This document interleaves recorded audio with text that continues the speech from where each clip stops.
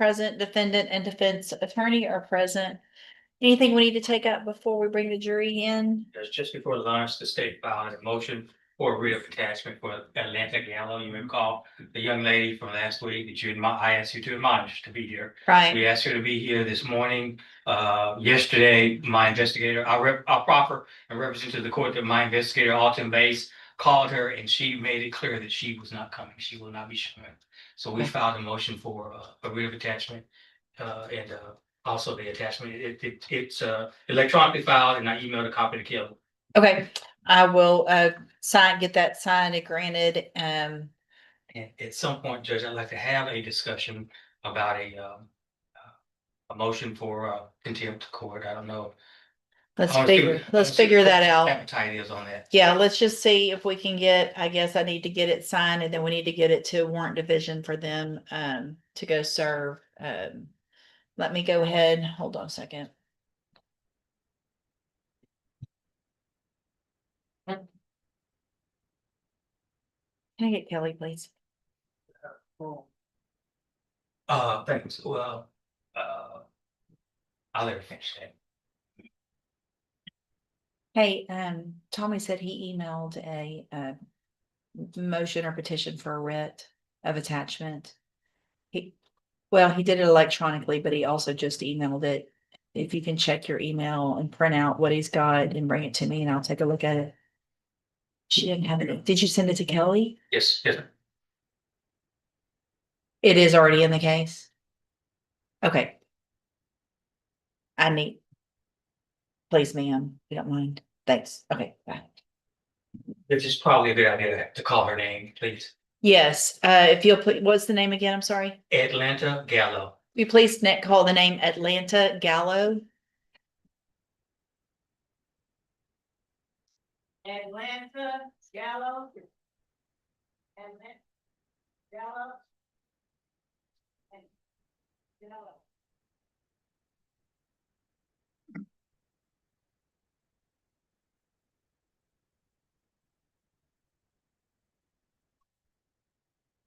No response, Jones? Right then, she was in front of the court, Last Tuesday. Tuesday. And I admonished her that she would be required to be here, that she was under subpoena. And so I will get that writ signed, of attachment. What we'll have to figure out is if we get her today and you don't anticipate her testifying today, then there are, means where I could have her held. And so if that's what we need to do until she testifies, it sounds like that's probably what we need to be checking on as well. Pause for a second, Judge. Sure. So based on the proffer that Mr. Coleman has made, that Investigator Bays has actually spoken with her, correct? Yesterday, Judge. Yesterday. And she was told to be here this morning. That's right. By Investigator Bays. And you guys have not seen her this morning. We've called her name. She didn't answer. My instructions to her were to be here whenever the investigators or you guys told her, since she was under subpoena. And so based on that, I'm going to sign the attachment and then hey, I've got it signed. So if you want to come get it, and then y'all can get it to I guess warrant division for them to go pick her up. Thanks. Thanks. Bye.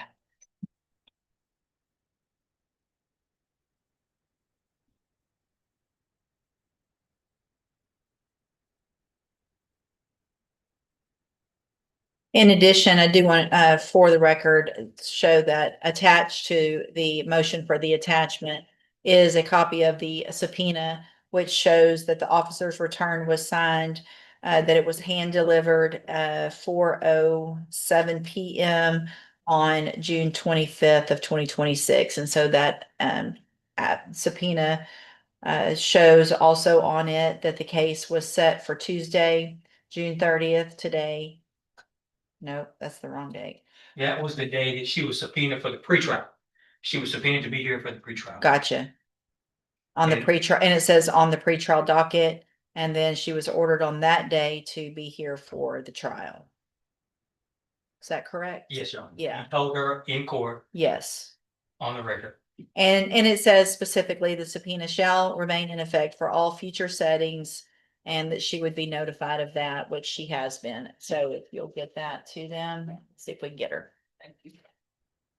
All right, anything else then before we bring the jury in, Mr. Coleman, Not from the statements. Mr. Burbank? Oh, yeah.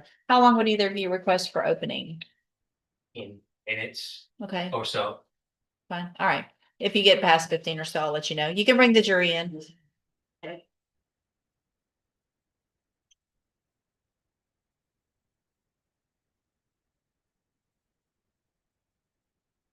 Of course, it goes to one. That's really what you get. But the guy like you. You know.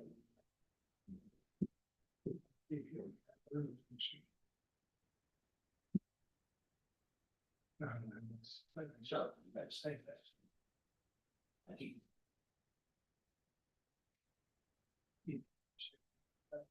Also, would either of you request to invoke the rule? Judge, Mr. Burbank is representing to me that he doesn't plan on calling any of the family members in the case in chief. That does anybody wish to invoke the rule? I do. Okay, so any witnesses for that you either of you anticipate calling for your case in chief, if they're here, if you can get them brought down, Mr. Coleman. Mr. Burbank, do you know of any witnesses that you intend to call that are here? No. Okay. Yeah. Obviously, both of you, He will. if either of you have any witnesses that you intend to call that are not here, make sure you make them aware of the rule specifically with regard to you two. And we'll have the bailiff check as people come in. If there's anybody that comes in that you anticipate calling, then we need to make sure that help takes place. Mine, all the stuff you're about to show them. Y'all can all come on up. How are you? Good. Mr. Coleman, is this what you've got for now? This is who's here. All right, if each of you would please raise your right hands. Do you and each of you solemnly swear or affirm that the testimony you give in this trial will be the truth, the whole truth, and nothing but the truth? Thank you. So the rule's been invoked and you all know what that means. And so just make sure you're not in the courtroom during anyone else's testimony. Don't discuss your testimony with each other or anyone else other than the investigators or the lawyers. And you're specifically instructed not to watch any of the testimony on YouTube. All right, y'all can step back outside. Now we can get the jury in.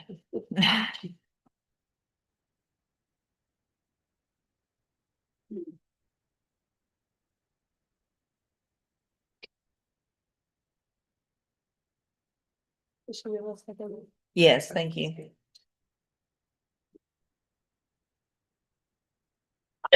We had one juror run to the restroom real quick. What I didn't do, Judge. What's that? is Test out the equipment there, but it'll be fine.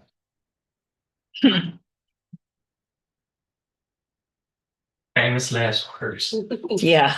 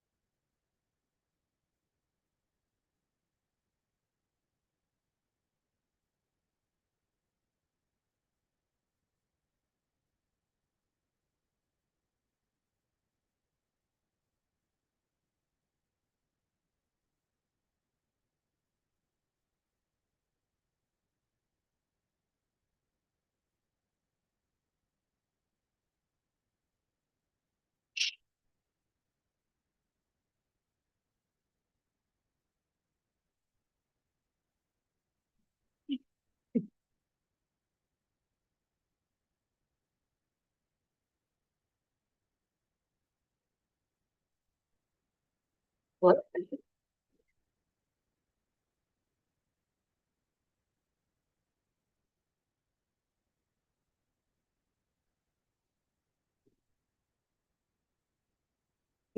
Now they're taking turns going to the restroom.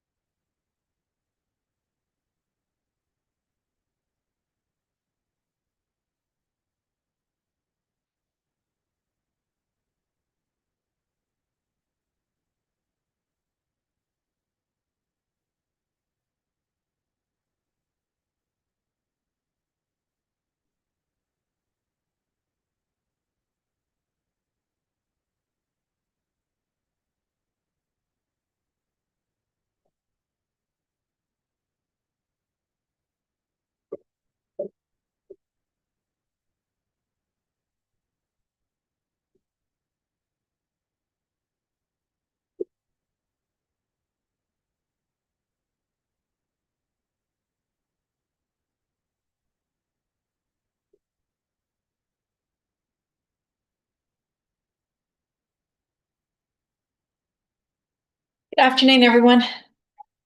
Let the record reflect that the jury is seated, state's attorneys present, defendant and defense counsel are present.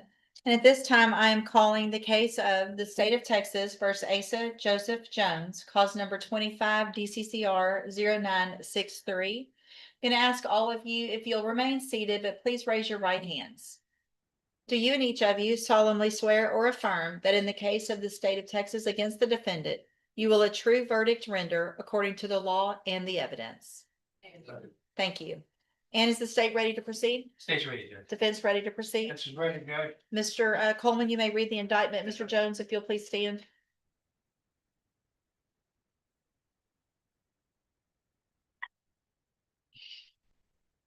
In the name and by the authority of the state of Texas, the grand jurors for the county of Jefferson, state aforesaid duly organized as such at the July term AD 2025 of the 252nd District Court of Jefferson County in said county and state upon oath in said court present that Asa Joseph Jones hereafter styled the defendant on or about the 12th day of June 2025 and anterior to the presentment of this indictment in the county of Jefferson and state of Texas did then and there while in a motor vehicle and while reckless as to whether a vehicle was occupied, knowingly discharged a firearm at or in the direction of the vehicle, and in discharging the firearm, the defendant caused serious bodily injury to Hunter Freeman against the peace and dignity of the state.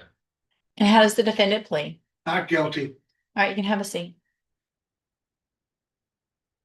Mr. Coleman, do you wish to make an opening statement? I would, Your Honor, and Go if it ahead. would please the court, counsel, ladies and gentlemen of the jury.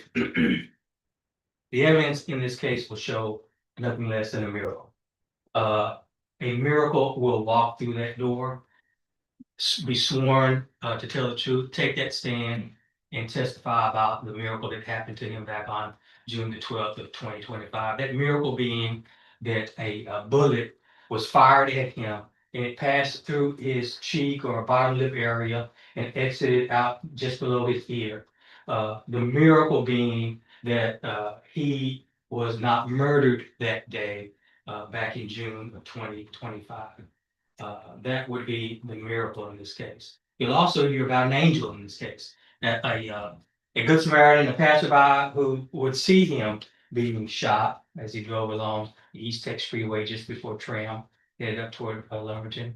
And she would stop. She would comfort Hunter Freeman, who was the victim of the case. And she would make a 911 call, and she will wait for first responders to respond there at the scene. She would even call Hunter's mother for him, because that's what the evidence will show. He wanted to talk to his mother. You've got the miracle, you've got the angel, and you've got the individual who was the doer of evil deeds that day. That's what the evidence will show. Far be it for me to call another individual an evil person. That's why I'm choosing my words carefully. A doer of evil deeds. Those deeds will be, as the evidence will show, that this individual, the defendant, Asa Joseph Jones, got into a back and forth on East Texas Freeway back on that day, back in June of 2025. One cut the other one off, the other one cut the other one off. You've seen it happen before. And at some point, the defendant pulled out a handgun and fired in the direction of Hunter Freeman, striking Hunter Freeman again in his face, narrowly missing any vital organ, and somehow miraculously not killing this individual. Not only did this defendant shoot Hunter Freeman, but he unloaded no less than 6 rounds into that vehicle in disregard for whether or not there were any other occupants in the vehicle, or in disregard for the safety of the other people on that East Texas Freeway that day. That's the case, ladies and gentlemen. A miracle, an angel, and the doer of evil deeds. The evidence, I think, will show that shortly after shooting Hunter Freeman, the defendant would stash his vehicle at a nearby apartment complex linked to his girlfriend, his dating girlfriend.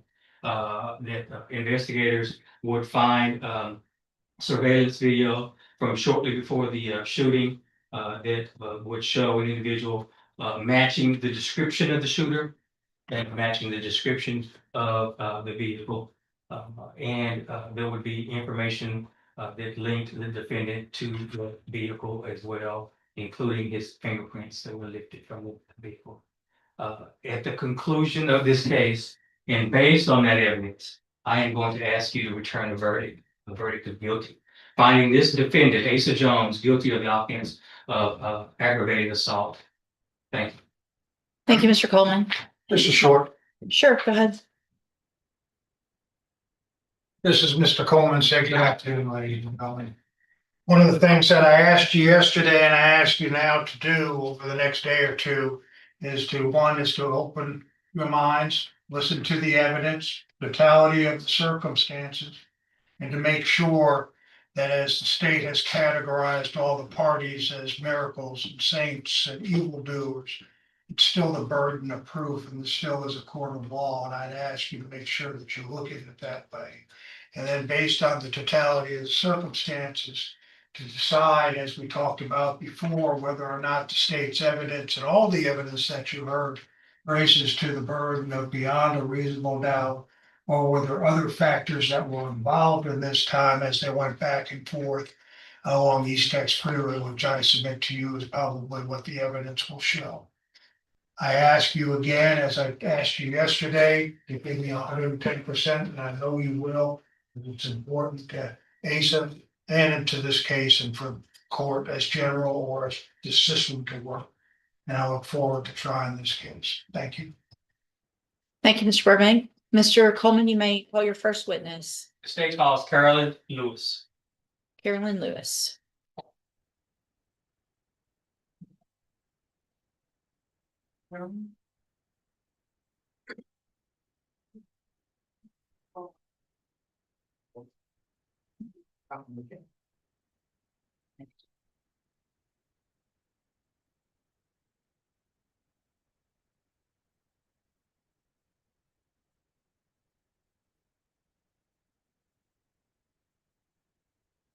Good afternoon. Would you please raise your right hand? Do you swear or affirm the testimony you're going to give in this trial will be the truth, the whole truth, and nothing but the truth? Thank you, ma'am. You can have a seat.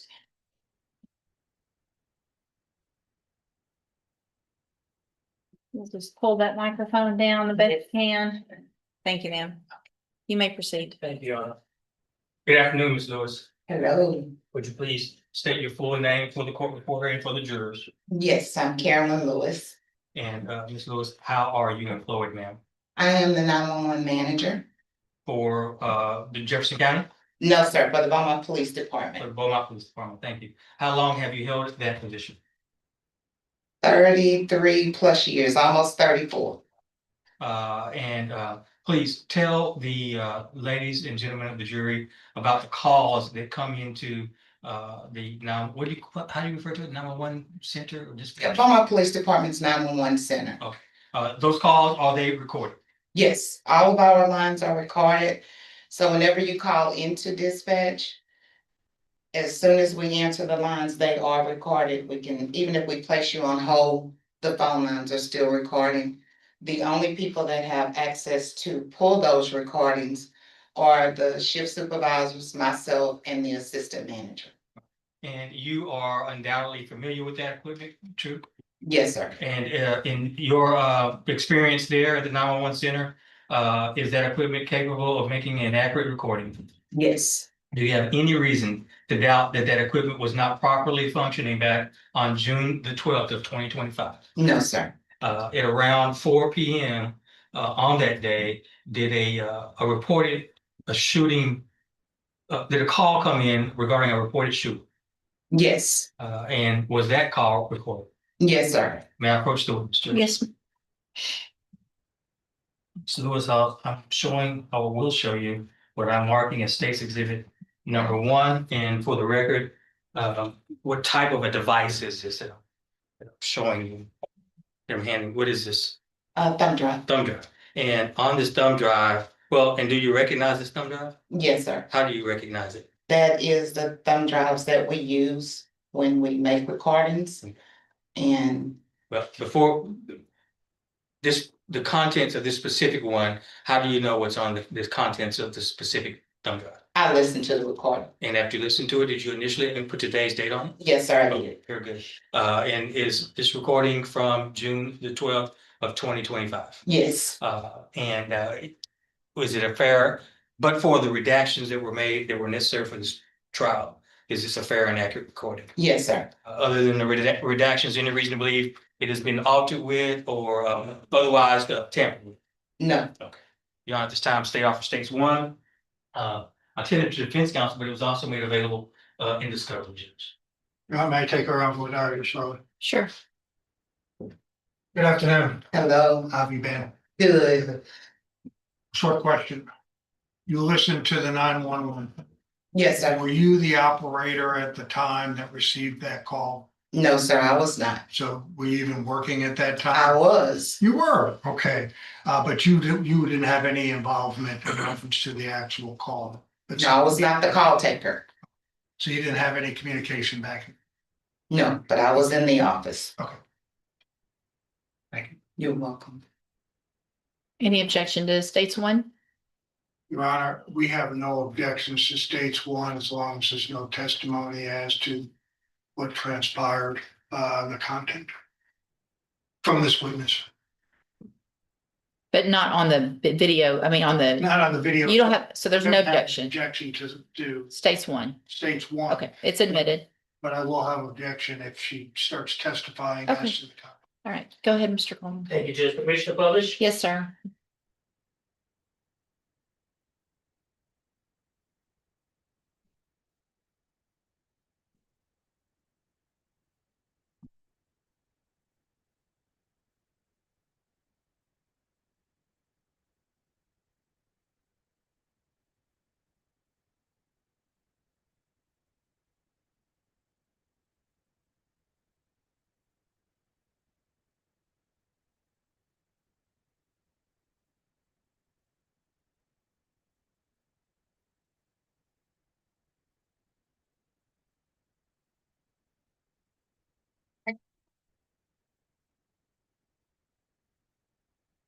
Okay. Is Brandon Brown? See you seem to be moving along the freeway, that's why I'm trying to check where you're at. Yes, ma'am. I'm on the freeway, I'm going down. Okay, are you headed towards Liberty? Yes, ma'am. Okay, what kind of car are you in, sir? Okay, are you able to pull over, sir? Yes, ma'am. I want to drive over right now. Okay.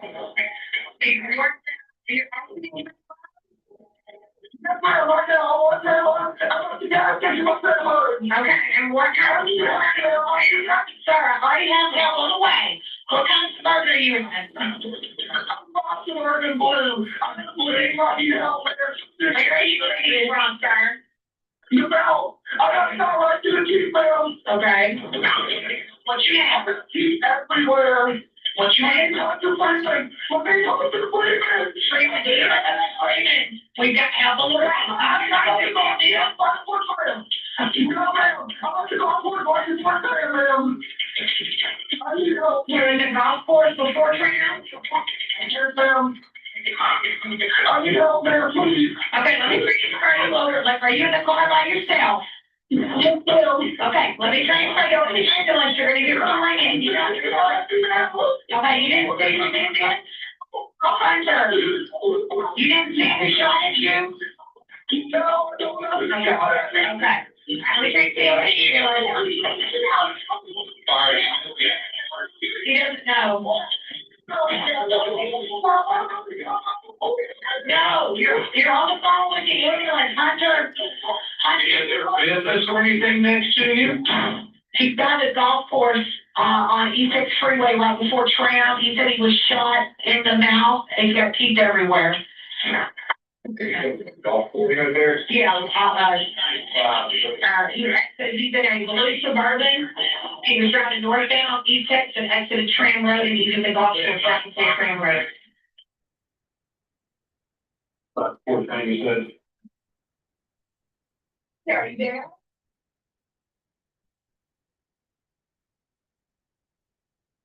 Hunter. He stays in the car by himself. He's been right at the end. He was talking to somebody else. Okay, you said he was shot in the mouth. In the mouth, yes, sir. Right through the cheek. Okay, the golf course right before Tram. I mean, it's out of the range. Yeah, but that. Long in the golf range. Okay, further down the month, okay? Thanks, guys. Stay safe. Sit down. I have someone that was shot. Okay. I don't understand. Maybe I had a golf course in a blue Suburban. Yes. You go away and call 911 because I thought you were upset. He's walking around. His name is Hunter. Yeah. Please sit down. Don't worry about it, Hunter. Sit down until he's got help on the way, okay? What's your name, man? Yes. My name's Lori Jennings. Lori Jennings. Okay, I'll give you your phone number. 409-617-9307. Alex Hunter. I understand you white like I did. He's white. Okay, you have to sit down right now because that's all right. I need you to sit down, okay? We've got help on the way. I'm where I'm worried about this. Sit down, please, Hunter. Laura, Lori, where are you at? Exactly. Figure it right in the golf cart parking lot. Jack's landscaping and sprinklers. Okay. Actually, I saw the whole thing. I have it on video. Okay, you have it on video. I have it on video. I don't know if you was taught. I have it on video. I have it on video. Just somebody else. I'll take it. He's sitting everywhere. Okay, you do have to all the way. Police safety on the lenses, Lori. Okay. We do have police ambulances on the way, and you said your name was Lori Jennings, correct? Yes, ma'am. I'm 70307. What kind of vehicle are you in? Yes. And Chevy Impala, a gray Impala, and he was in a blue Chevy. Right. You got police in and you're in and a gray Impala. Gray Chevy Impala. Hunter, sit down. Hunter, sit down. Okay, we've got officers right away now. Okay, I'm gonna let you talk to them. Okay. Thank you.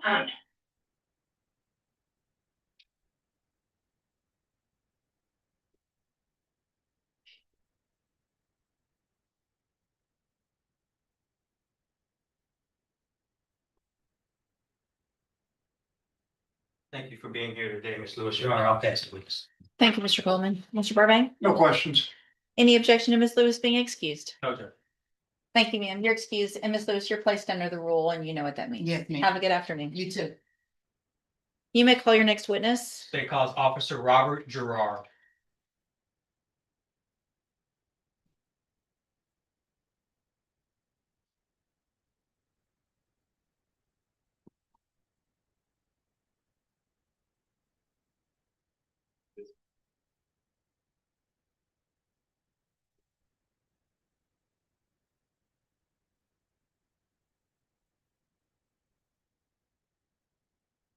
You can go ahead and have a seat, sir. Officer Gerard was already sworn in.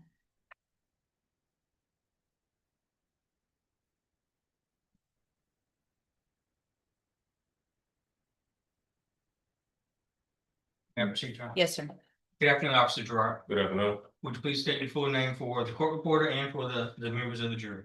Robert Joseph Gerard III. And Officer Gerard, how are you employed, sir? I'm employed with the City of Beaumont Police Department. I've been here nearly 14 years. All right, very good. And you are a certified peace officer, correct? Yes, sir. In addition to the academy, do you have any specialized training? Yes, sir. I'm a member of the Special Response Team. I've been in our Special Assignment Unit and I'm now in traffic. And have you been a field training officer at some point? Yes, sir. All right. For about 4 years. All right. And I want to take you back to June 12th of 2025 at around 4 p.m. What, if any, dispatch did you receive? About that time, I received a call in reference to a shooting that happened on East States Freeway. Were you given a general location or area? Yes, sir. It was, I believe it was near Park North and East Six. And when you arrived, did you ultimately go to a location, a specific location in that area? Yes, sir. There was a golf course or driving range somewhere in the 8300 block of East Texas that I went to. Is that just before the tram road? Yes, sir. Just before tram. Okay, if someone was headed up East Texas Freeway They'll be headed northbound. and northbound, Yes, sir. They will have to pass Chin and Park North to get there.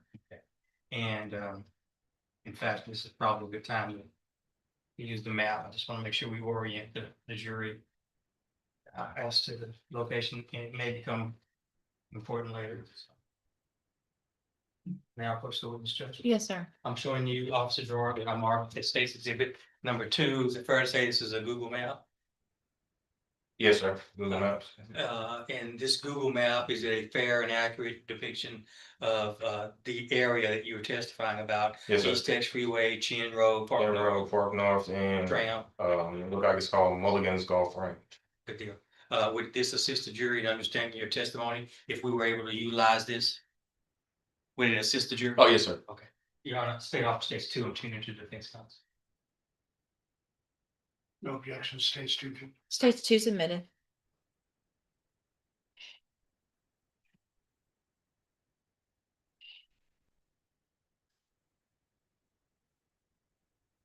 It's probably easier for you to use the map behind you. There's an actual physical pointer, there's a laser pointer, whatever you prefer. But just orient the jury, first starting with showing them where is East Texas Freeway in that particular map.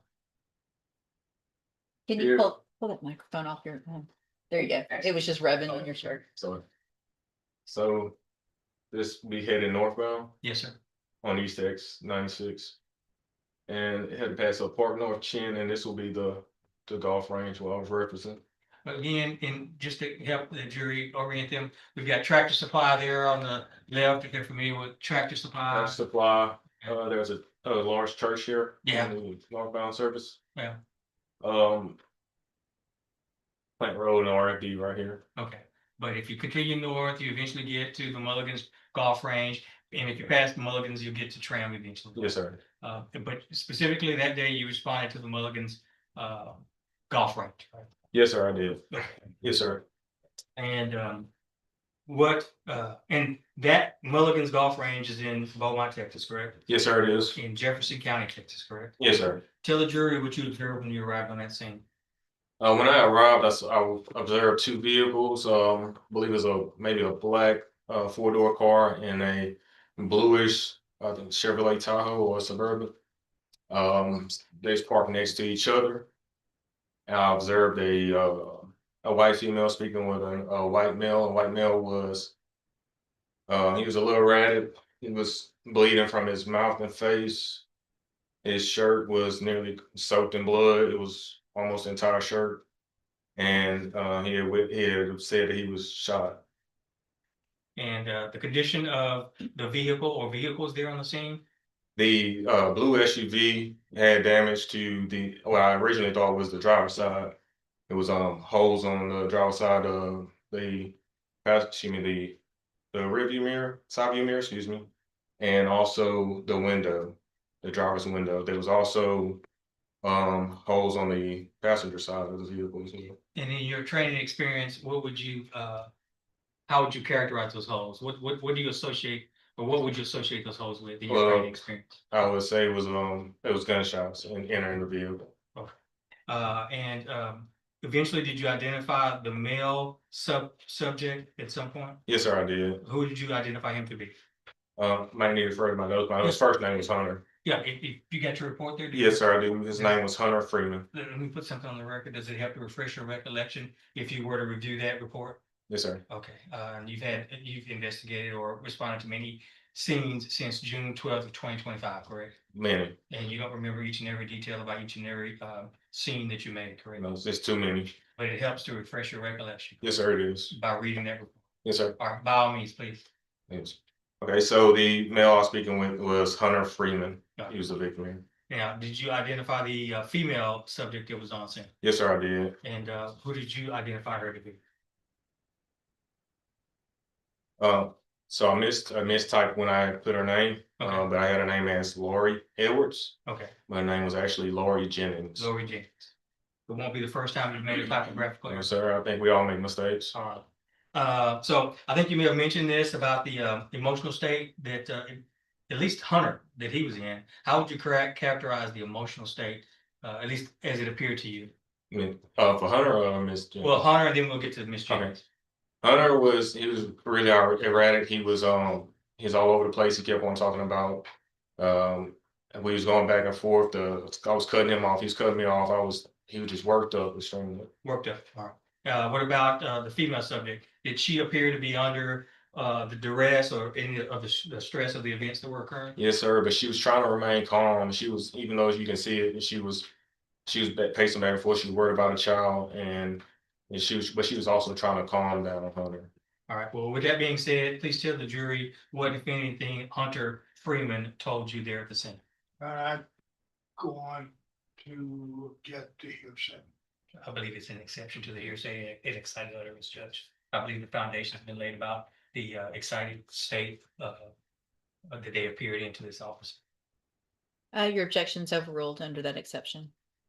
Please describe to the jury what Hunter Freeman told you there at the scene. So I'm trying to get a statement about what happened. Who did he remember? What was involved? Or who was involved? He told me he remembered a white Jeep that was involved. And when I asked him, I said, "Hey, did you see who shot you?" And he said it was a black male, and he had like a red beanie on. A beanie meaning like a cap? Like a skull cap, kind of. Did he say anything about what preceded the shooting? And if it helps to refer to your report, then by all means. Yes, sir, he did. He mentioned that there was some type of road rage. I believe somebody drove up on the backside of him at a high rate of speed, and then they started cutting each other off, like breaking in front of each other. They keep just gonna leapfrog and want to get in front of the other one, and then they'll slow down. And what did Miss Jennings tell you? Miss Jennings? I'm going to object to hearsay on that. Sustained. Well, Judge, he said she was erratic and pacing back and forth. Sustained. What, if anything, did she show you? She showed me a video that was recorded on her cell phone. All right, let's not talk about what was on the video, but based on what was on that video, were you able to put out what's called an attempt to locate? Yes, sir. Maybe speak. Well, again, what we don't want to do is get into what you saw on her video, on her cell phone video. Okay. But explain to the jury what an attempt to locate is. On it, attempt to locate, normally we put it out if we have enough information to maybe develop a suspect or suspect vehicle. And in this instance, I was able to get enough information to put out a possible vehicle. Now, at some point, EMS arrived on the scene Yes, sir. and they transported Hunter to the hospital. Yes, sir. And did you remain on scene when the vehicle was processed? Yes, sir, I The did. vehicle being the victim's vehicle, Hunter's Suburban. Yes, sir. Okay, would you remain on scene when Lori Jennings gave a written statement to law enforcement? Yes, sir. And well, at least while I've still got that map up, are you familiar with the Azure Point Apartments? Yes, sir, I am. What area on that map, generally speaking, would the Azure Point Apartments be? You know. So, can't really tell, but it's a drive here. This is where the apartment complex is. Okay, so is it fair to say not far from where the reported shooting happened? No, sir, because I believe the reported shooting happened here in this area, and the victim was here. Okay. So I'll say within a mile. Oh. And just a few housekeeping questions here. I gotta ask this. A Chevy Suburban, is that a motor vehicle? Yes, sir. It's propelled by a motorized engine, correct? Yes, sir. And it's required to be driven, if it's driven on the road, it's required to be registered, right? Yes, sir, it is. Same, likewise with the Jeep Compass, propelled by a motorized engine, Yes, sir. and it's required to be registered if you're gonna drive it on the roadway, right? Yes, sir, it is. Firearm, is that considered a deadly weapon? Yes, sir, it is. It is capable of causing death or serious bodily injury. Yes, sir. And in your training and experience, firing a projectile, particularly under these circumstances, what if any danger does that pose? You risk the possibility of death or serious bodily injury to any person that might be involved in the area, because you don't know where these bullets go to. In the area, but what about for the occupants of the vehicle? Sorry, and I was including the occupants on All right. these bullets. They actually have to travel, so you don't know what it's going to go through. That's all we're alluding to. The bullets will travel through vehicles. I think we only recovered one projectile out of the, I believe, six holes that were in the vehicle. And in your training and experience, what does that indicate to you Yes. happened to those other projectiles? 6 bullets went somewhere. They have to go to a resting destination. You never know where it goes. And how would you characterize typically the traffic on East Texas Freeway on a weekday at around 4 p.m.? Again, I work traffic now. The highway is very crowded at that time, very busy. A lot of people coming to and from work. I would say that the traffic would be above moderate at a low level. That day, were you equipped with body worn camera recording Yes, sir. equipment? Every day I'm equipped with body worn camera. And back on June the 12th, 2025, was your body worn camera operating properly? Yes, sir, it was. You, as the operator of that body worn camera, you're certainly capable of properly operating it, right? Yes, sir. And the interaction between you and Hunter Freeman and between you and Lori Jennings, was that captured on your body worn camera? Yes, sir, it was. May I approach the witness, Judge? You may. I'll show you, Officer Jurors, what I'm marking the state's exhibit number 3, and I'll ask whether or not you first of all, for the record, what type of a device are we looking at? USB thumb drive. And do you recognize this particular USB? Yes, sir. How do you recognize it? It has my initials and today's date I wrote on it. Yeah, indicating what? That is the video that I had previously witnessed in my Bodycam video. All right, very good. The Bodycam video that you've been testifying about here today, right? Yes, sir. Other than, when did you last watch this? Earlier today. Okay. And other than the redactions that we've made that are necessary for court, is this a fair and accurate copy of your body worn camera from that day? Yes, sir, it is. Other than those redactions, no alterations or deletions. No, sir. Judge, State Officer States 3, tended to defense counsel, it was also No, provided objection to stage 3, Your Honor. Stage 3 submitted. permission to publish. Judge. Yes, sir.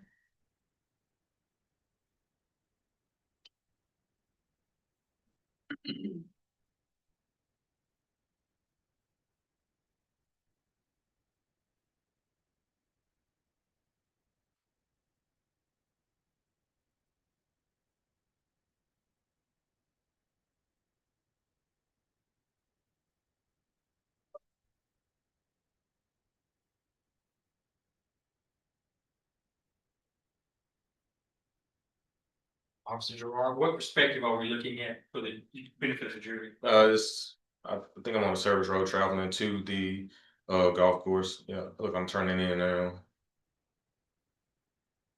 This is my body camera.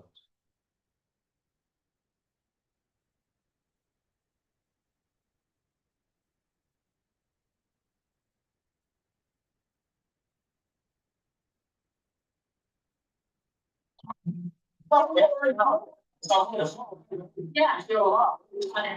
Video.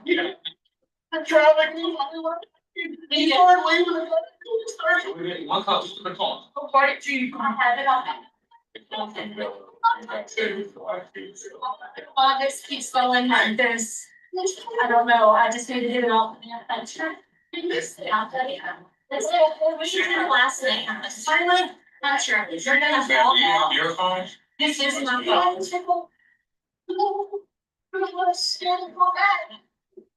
Okay, get off, yeah, out of that, and, no. Hey, can you sit down? That's cool.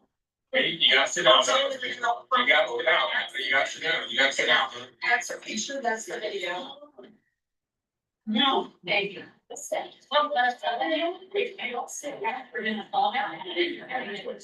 It's a white Jeep office. Make this happen, it look like I'm trying to celebrate. It's like they were said.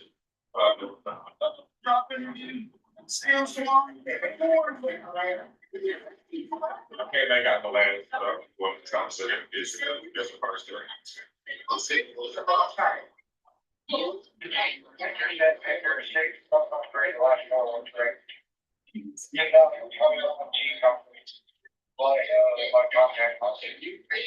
Yeah, but somebody was a rain break incident of the cars, they're gonna tell those days, you know, all things, like everything is all around, got a couple. That's really cool. Did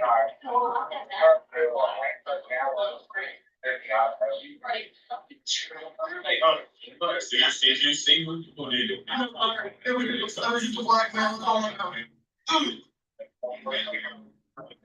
Any type of color description? Red, red, beans. I don't know what it's like, everything.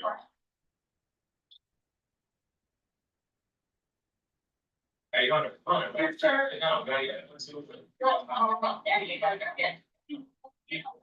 it's so much. What is your mom saying? Oh, she wants your mom, it's not for the next part you are. It's not, it's not. Man, yeah. I don't wanna spend on you. No, don't worry about that, I'm not worried about that. I am. Yeah. It's not cheap. Hey, that's important, man. That can all be fixed, huh? You gotta relax. You're gonna line this side. Hey, your mom's gonna be. It's like that, like, it's like, oh, see, no, that's not scary.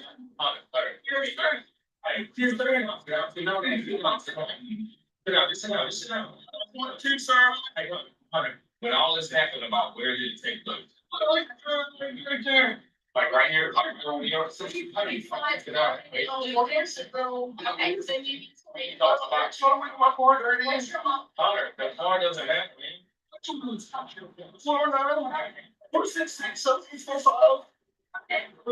saw it started as soon as I got on that bed. You can take my car. I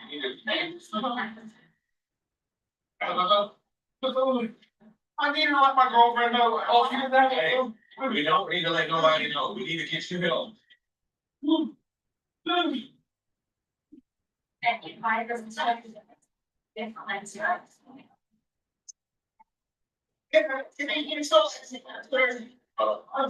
all. Actually, I'll go the,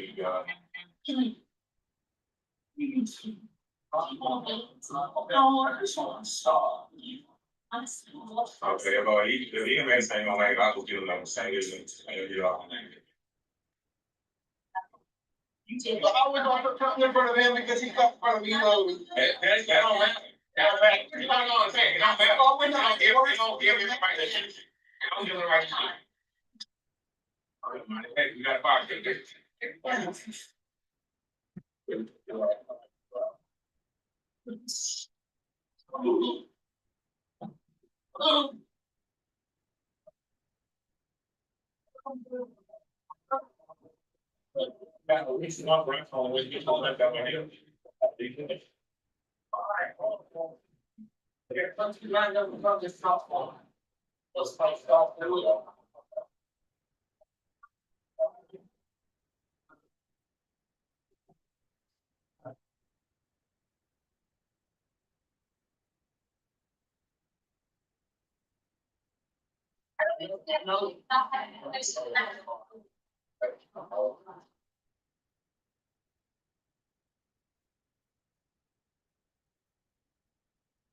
I saw that she.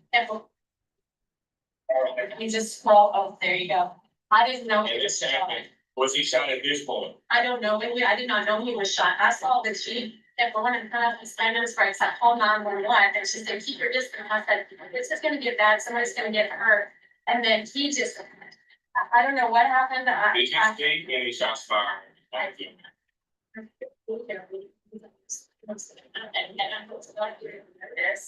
That's what I didn't know. I exited, I saw him start to exit and I looked at him and I was like, so distressed that I started pointing and he's like, oh, I'm saying. That's what I'm saying. I think. Oh, it's on final later, people might not take a score. Yeah. This is a witness. I need to get up to the station meeting, so it's back to that would need to get her to the station. Everyone can get somebody to meet you at the station. His big brother stood right here, right there on my. I'll meet you up there. Yeah, that's okay with you.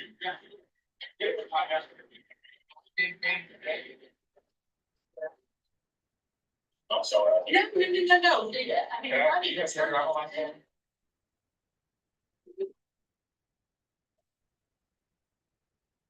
I'll have to go down and answer whenever. That big voice and right there off the tram and right front.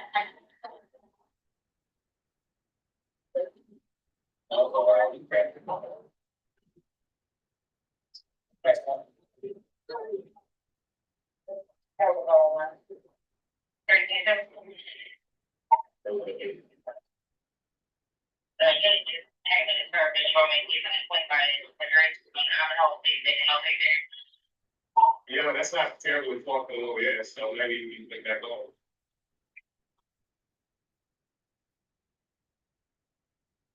Perfect, come up, me out there.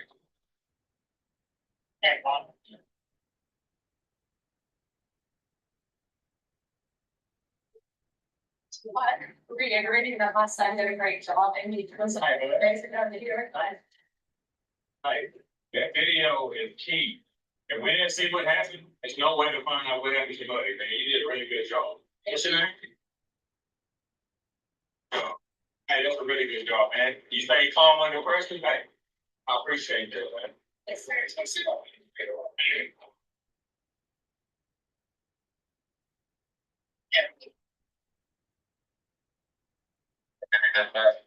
I think you go ahead.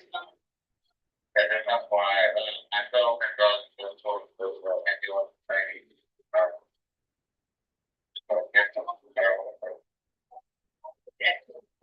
this is still on the Someone in between, you know, what you're in here, but it's like, yeah, go ahead.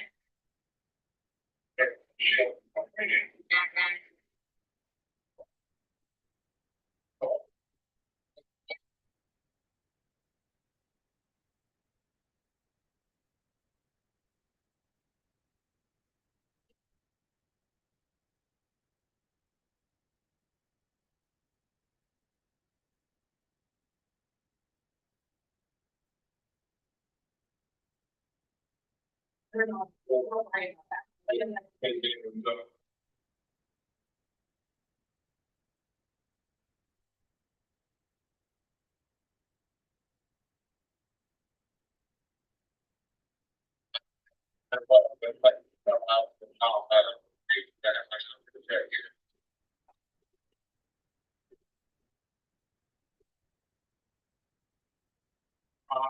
You guys.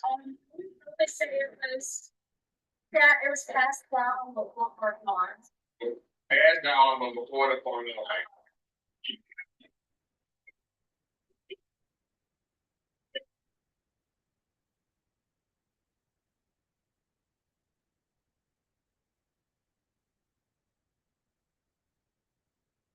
I believe that's all I wish to publish at this time. Thank you, sir.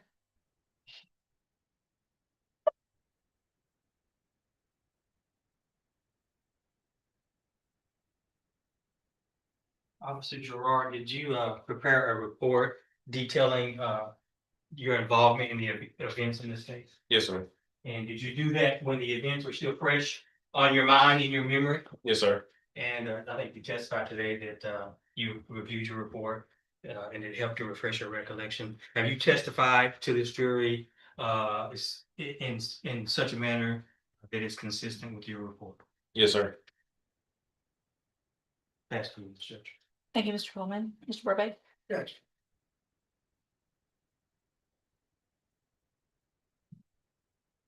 Good afternoon. Good afternoon, sir. How have you been? Doing well. Got some questions for you. Yes, sir. You need to refresh your memory or look at go right ahead. Yes, sir. I'm gonna show you. Gates exhibit number 2.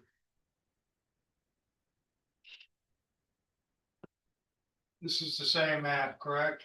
Yes, sir.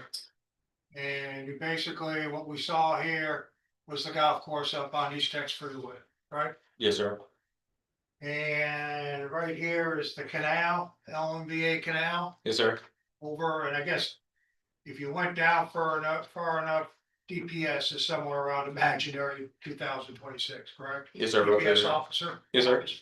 And then even below that, then you come against, I guess, 105 and then Dowling Road, Correct. going back that way, right?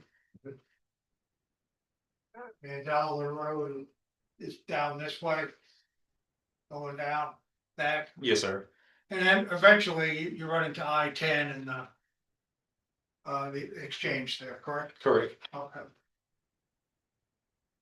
Through your investigation, did you ever determine whether or not this incident started somewhere around Kensal 4 and then Delaware and East Tex Freeway?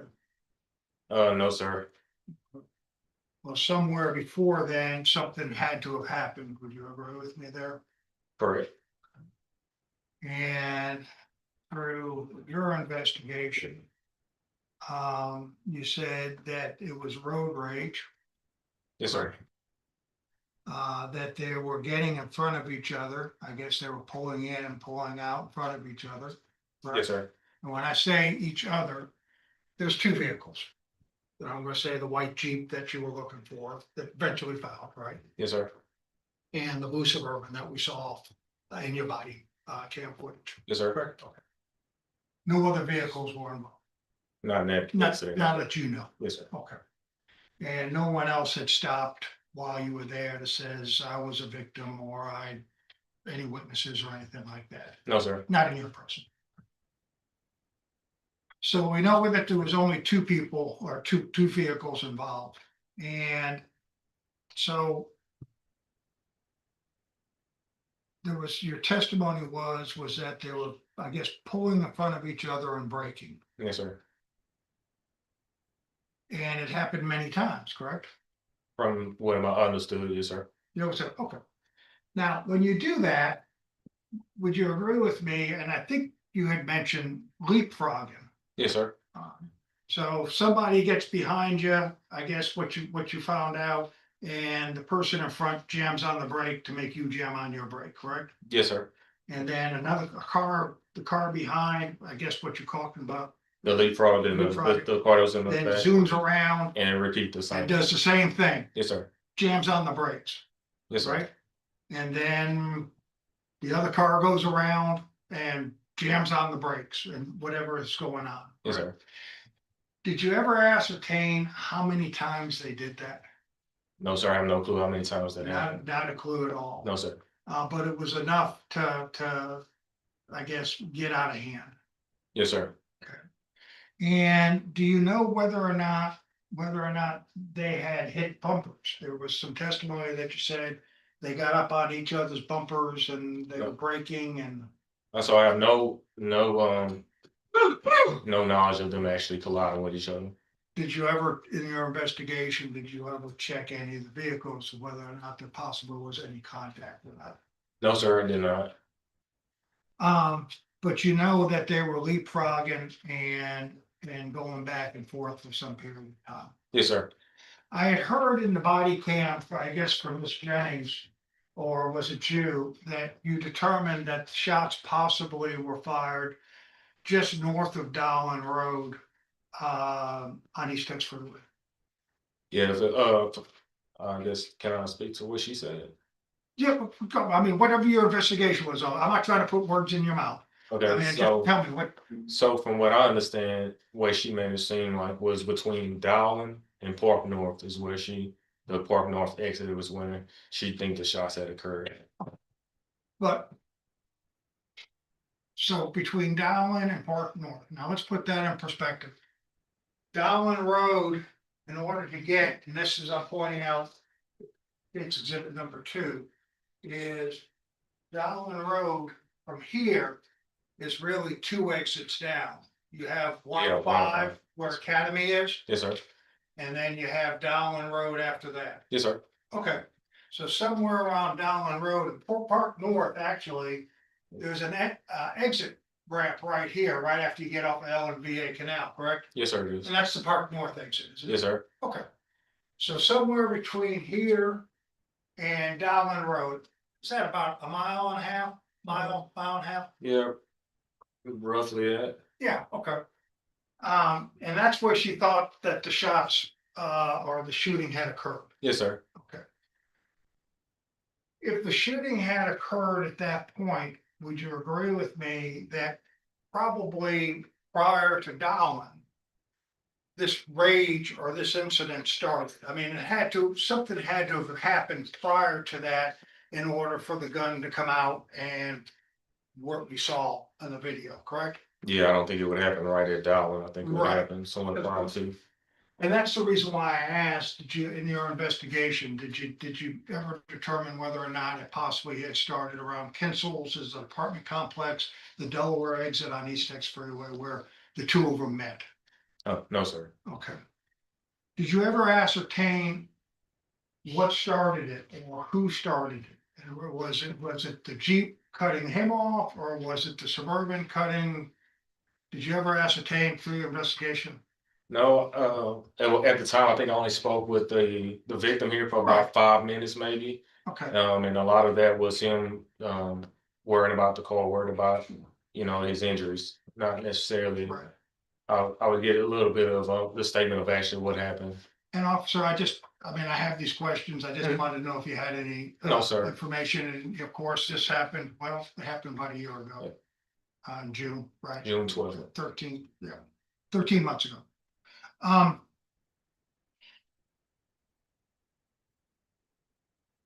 You talked about what you observed in reference to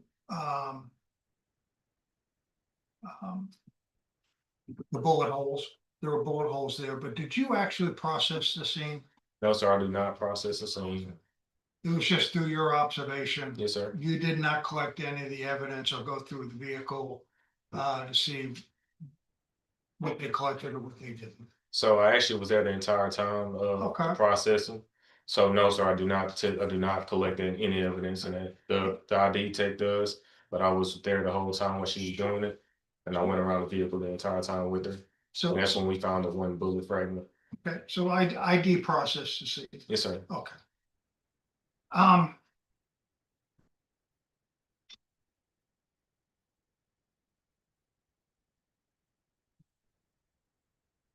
In State's Exhibit number 3, I hear Ms. Jennings state, this is going to get bad.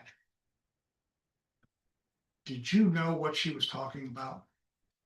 I mean, honestly, what we saw was, I think what it got bad.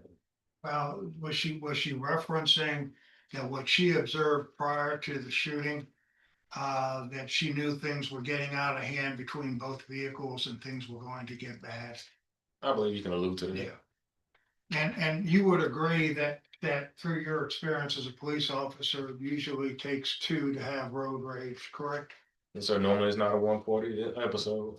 Yeah, and that's how you referenced it, sir, is that they were from your investigation, it appeared they were leapfrogging, Yes, sir. breaking in front of each other, Yeah. things like that. Yes, sir. And for my record, the victim Hunter stated that he know that he was involved in this. He said he even tried to place his own blame. Sure. But Understand. I told him, I don't know if you can recall me stating to him, that doesn't give anybody the right to shoot you. Well, you weren't there at the time, right? No, sir, I was not. Okay, and did you ever get any video from any of the places of business going up and down East Texas Freeway to try to determine when this started? No, sir. Did you have any other witnesses besides Miss Jennings and Hunter that you talked to? No, sir. Okay, so you don't really know what transpired up until the time the shots were fired, Correct. correct? Okay. And no one wants to be shot, correct? No, And guns probably shouldn't be used, but they are used, correct? unfortunately, they'll use some time. I mean, you've had times where people have used guns where they thought that their life or safety was in harm's way, correct? You, right, as a police officer. Yeah, as a cop, Okay. yes, sir. And you wish, and I think that's what you were trying to allude to, that the solution or the end result wouldn't end in gunfire. Yeah, That a doesn't help situation anybody. like that should never end in gunfire, in my opinion. Yeah, it doesn't help anybody, does it? Yes, no, sir.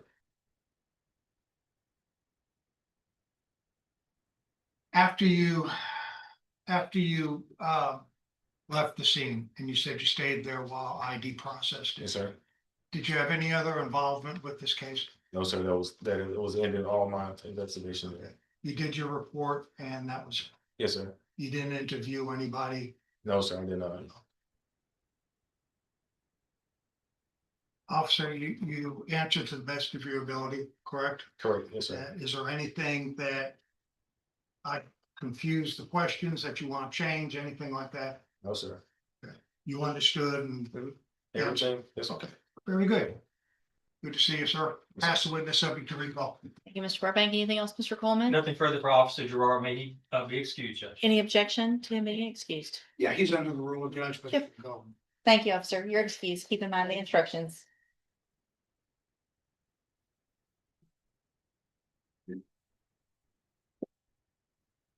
You may call your next witness. State cause Lori Jennings, Your Honor.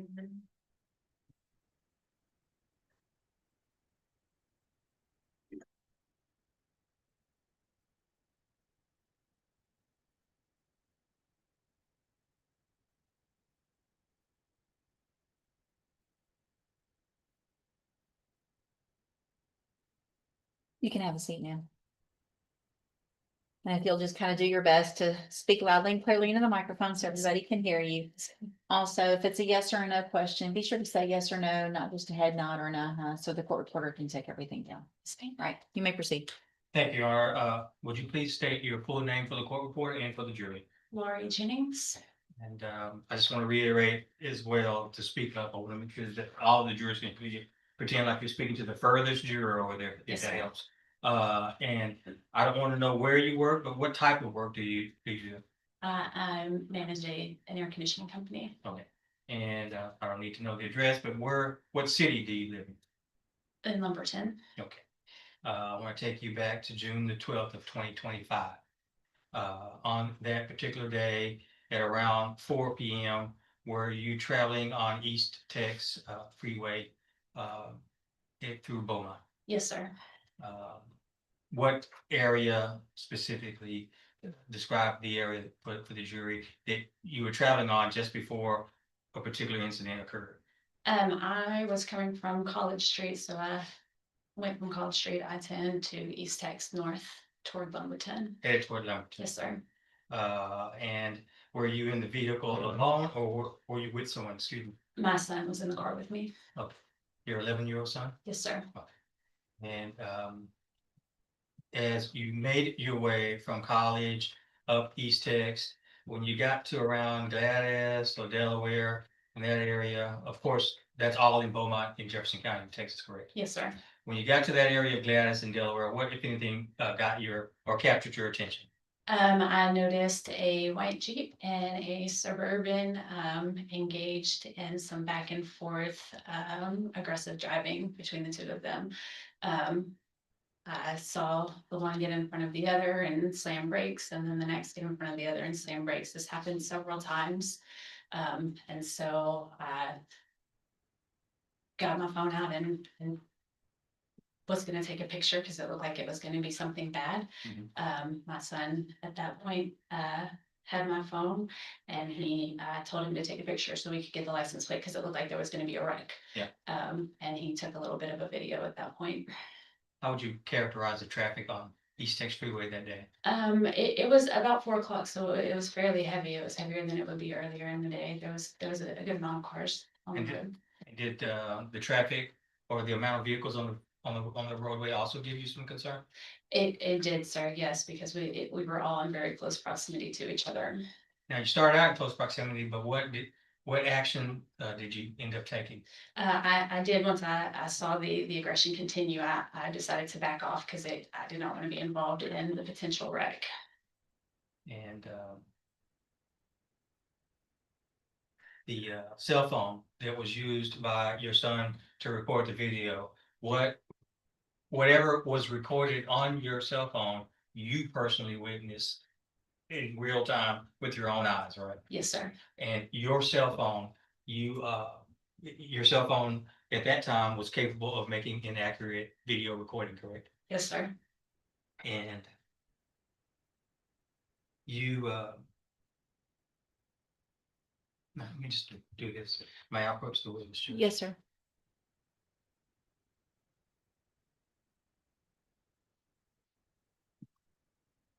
I'll show you, Ms. Jennings, what I'm marking as State's Exhibit number 4.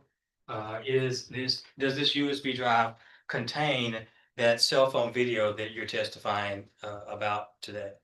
It does, sir. Okay.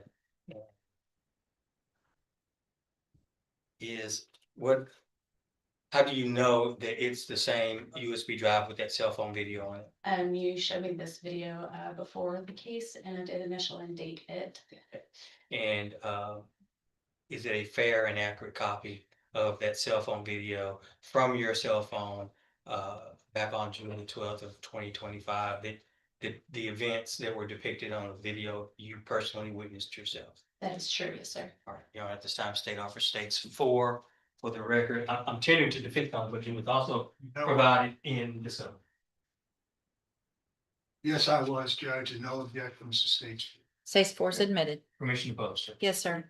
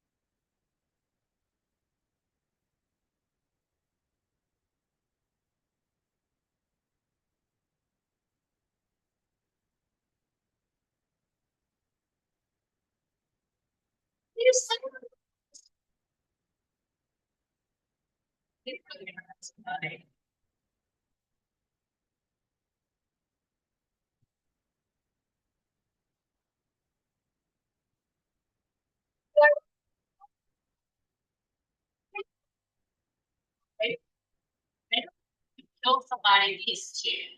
Can you get their license? Yeah, because they keep putting this back. I can't get the license. Ms. Jennings, it's fair to say the video doesn't last very long, right? Correct.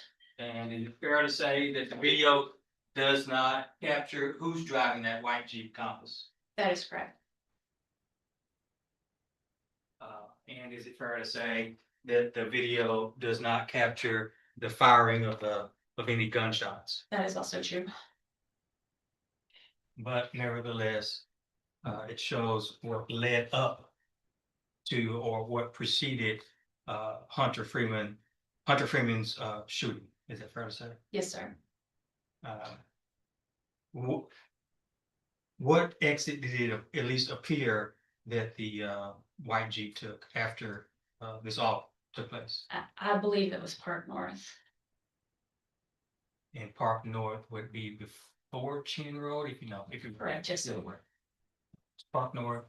And I believe it's like the first tram exit and then the second tram exit. What did you do after the Suburban? Well, what did the Suburban do at that point? So the video that we just saw, that was right around the Gladys, Delaware, a little past that. It looked like after that, the Suburban kind of backed off a little bit and it looked like the Jeep was still kind of aggressive. I called 911. They told me to back away, to get away, and I did. I could still obviously see them in front of me. At that point, the Jeep sped up and got right next to the Suburban. All I saw was the Suburban swerve a little bit and looked like he was almost like veering off the road, and the white Jeep took off and exited Park North. After that, I passed the car and was like, it looks like maybe, I didn't know if he hit him and that's why the Suburban veered. I wasn't sure what happened, but when I passed him, I noticed there was broken glass on the side of his car. So I thought, oh, he hit him, so I'm just gonna exit and just say, hey, I have a picture of this other vehicle so you can turn it into your insurance. Well, it looked like the hunter was in a state of panic, it looked like, and so I just turned on my flashers and rolled my window down and pointed out of my car for him to exit so that I could give this to him. And we exited, we pulled into the parking lot at Mulligan's, or the landscaping place. And what did you observe or notice about Hunter at that point? At that point, nothing really out of the ordinary. I pulled into the parking lot and parked because I was really just thinking it was just he hit his vehicle. As soon as we parked, Hunter pulled in right behind me. He jumped out of the car and just started screaming, he shot me, he shot me. There was blood everywhere. He started crying for his mom. He wanted his mom. Sorry. Was he missing any teeth? It certainly looked that way. It was very chaotic at that point. There was a lot of blood. He was spitting things out of his mouth. There were pieces of flesh on his shirt. There was blood splatter in the car. I just wanted to make sure he was okay. And remarkably, was he able to communicate with you? He was, yes, sir. Did he give you a description of who he believed shot him? He did not, no, sir. He just said he shot me. At no point, and if you don't recall this, it's fine, but did he say anything about some attire or that someone was wearing? We initially passed the white Jeep right around College, Delaware Gladys, and we kind of both looked at each other in each other's direction, and I saw his face very clearly, and I saw what I believe was like a red beanie. That's where the description came from when I initially passed him in the very, very beginning. So that was your description at that Right. point. What was this, a white male, a black male? As far as the driver of the white Jeep was a black male, yes, sir. So your testimony today, it was a black male driving that white Jeep with some form of a red Covering of some sort, I believe, yes, on sir. his head. Yes, sir. Did you call Hunter's mom for him? I did, yes, sir. Did you tell her what happened? I did, yes, sir. Did you make a second 911 call as well? I did, yes, sir. Did you stay there until police arrived? Yes, sir. You'd never met Hunter Freeman before that day, did you? No, sir. Did you stay there until EMS arrived? I did, yes, sir. And they ultimately transported Hunter to the hospital, right? I believe so, yes, sir. Don't, fair enough, to the best of your knowledge. Yes, sir. Did you stay there to give the police a written statement? I did. And you obviously provided the police with a copy of your video from your cell phone. Yes, sir. Have you told this jury today essentially what you put in your written statement? Yes, sir. Hunter was very lucky to have you there that day. I'll pass to Ms. Judge. Mr. Burbank? First court. Good afternoon, ma'am. Yes, sir. Good Hi afternoon. there. Hey, I've got some questions for you. Okay, it looks Yes, like sir. you're kind of nervous. Is this your first time? It absolutely is, yes, sir. There's no trick questions. Only answer to the best of your ability. And if you don't understand, stop me. Okay. First off, did you have a chance to take a look at your statement prior to today? When I arrived today, yes, sir. Not prior to today, but today. And do you have a copy of that with you? I do, yes, sir. Okay. Can you, at your, to yourself, could you point to me where in your statement you said that prior to Gladys and Delaware and East Texas? Well, let me take a step back. You would agree with me that your mind or your recollection was probably better when you prepared this statement than today. I know it was traumatic, I but don't know that I would agree with okay, that. very good. Then take a look at your statement, because you made a statement saying that prior to all this happened, you were on East Texas Freeway prior to Gladys and Delaware. And you pulled up, I assume, what I understood you saying was the white Jeep, and you were looking at each other in the window, and you identified the driver as a black driver with a red cap. Remember you testified to that? I do. Okay. To yourself, could you just point that, if I approach Judge, Yes, sir. could you point that out in the statement where you said that? It's not written in the statement. It's not written in the statement? It is not. It was told to the police officer when he interviewed me in his vehicle. But you didn't write it down. That is correct. I had just witnessed the shooting, so Did you it read was it? slightly traumatic. Did you read the statement prior to signing it? Prior to today or prior to? Prior, signing when it? you prepared the statement, well, okay, let's listen to my question, okay? It's not trick questions, okay? You prepared this out at the scene, correct? Correct. Okay, and you were in the presence of law enforcement or police officers, right? Yes, sir. And they asked you write down everything that happened or what you remember happened. Correct. And when you wrote it down, did you read it prior to signing? I'm sure that I did. Okay, and your signature was on that, you Correct. recognize it, okay. And you would agree with me in your report, there was nothing there that said prior to Gladys and Delaware, you pulled up alongside, or he pulled up alongside of you and you kind of made eye I contact. did not mention the fact that we glanced at each other, no, sir. Well, what does clarify though is, and I'm going to show you what has been entered in as State's Exhibit number 2. I told you that this was East Texas Freeway, the LNVA Canal, down here is DPS and Park North. You're familiar because you go back and forth every day. Yes, sir. Okay. This is where you ultimately ended up at the golf course, correct? Correct. Okay. If you go south, you're going towards I-10, correct? Yes, sir. Okay. As you go south from this location, the LNVA Canal, you hit 105, right? Okay.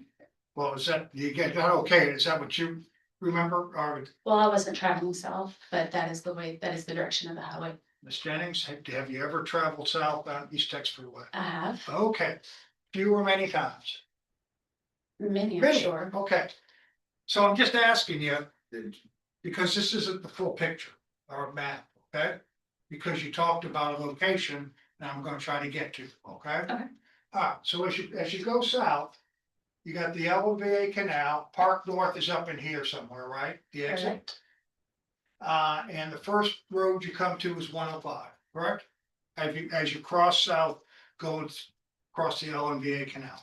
After LMBA, yes, sir. Yeah, Academy Sure. and 105. The next exit after that is Dowling Road, Parkdale Mall, Correct. correct? Then you have Lucas, right? Yes, That's Home Depot. And then you have the Delaware, kind of like overpass or whatever it is that you can get off and get on. I guess 11th Street. I guess it's 11th Street overpass, right? Kinsel's? I don't believe 11th Street is there, not off East What, Tex. I don't believe. isn't the overpass that you can take 11th Street exit over East Tex? Oh, after Lucas, yeah. After Lucas, going south. And then after that is Delaware, correct? Yes, And then I guess there isn't an exit or entrance anymore, but Gladys is kind of after that, but you can't get on or off there anymore. Off East Tex Freeway. If I told you that, would you believe me? with the construction, that's a possibility Probably. today. Would you agree with me from Gladys and Delaware on East Tex that you're probably looking at 2-3 miles, I couldn't answer that question. I'm a not, long way? it's a distance. I couldn't tell you what that distance would be. You did notice, or you did in your report, and you remember that this did happen on East Tex around Gladys and Delaware, correct? When I initially saw the back and forth between Yes. the two vehicles. Yes, Yes, okay. So Gladys, Delaware, around that area, not a Around that area. pinpoint. fair enough. And a lot of traffic, right? Correct. And they were going back and forth between each other, right? Yes, sir. There was the officer that just testified saying they were leapfrogging. Is that what you? That would be a good description. Yes, sir. And really dangerous. Correct. Matter of fact, vehicles are dangerous when they are operated that way. Would you agree with I me? suppose anything could be, yes, sir. But that's really dangerous if they're doing that, correct? I would imagine so, yes, sir. And what you observed was both cars pulling in front of each other, jamming on the brakes. Um, about 2 times each, yes, sir. They both, it was reciprocal a couple of times each. And in fact, in State's Exhibit number 4 that we just saw, and I can replay it if you want, you actually captured the blue Suburban going in front or coming around and cutting in front of the Jeep and jamming on its brakes. I don't know that you could see maybe you could see the Okay. blue Jeep, do that. Let's see if I can play it. Yeah. And, I don't want to get into your personal. Happy to, Okay, could you play it again and tell me how to stop it? I don't want to scoot them. Or.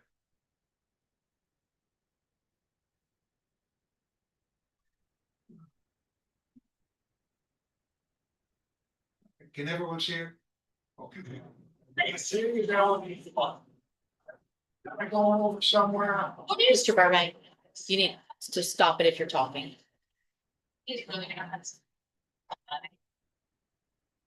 All right.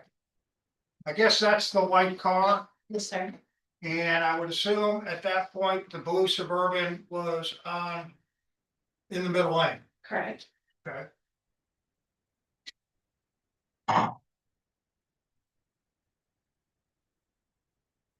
Except, you know who was in that gray truck? I have no idea. I mean, they were kind of close too. It appears that It way. appears that way, doesn't it? And I know you were driving and your son was filming, Yes, sir. whatever it was. But that's the Suburban and that's the white car.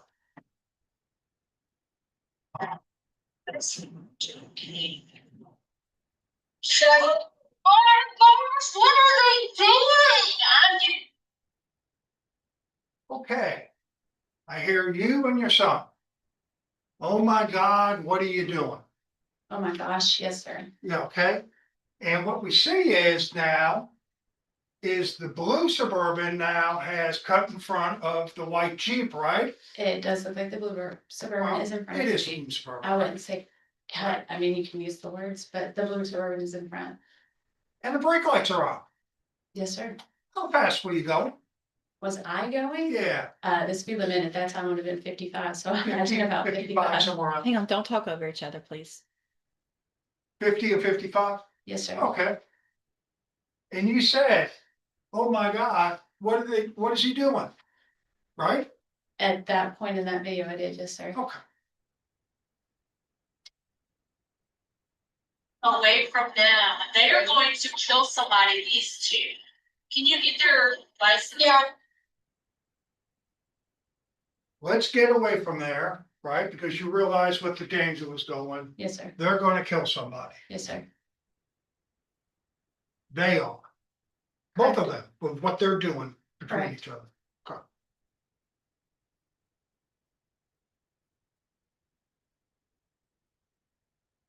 Because they keep doing this back and forth. I can't get to watch.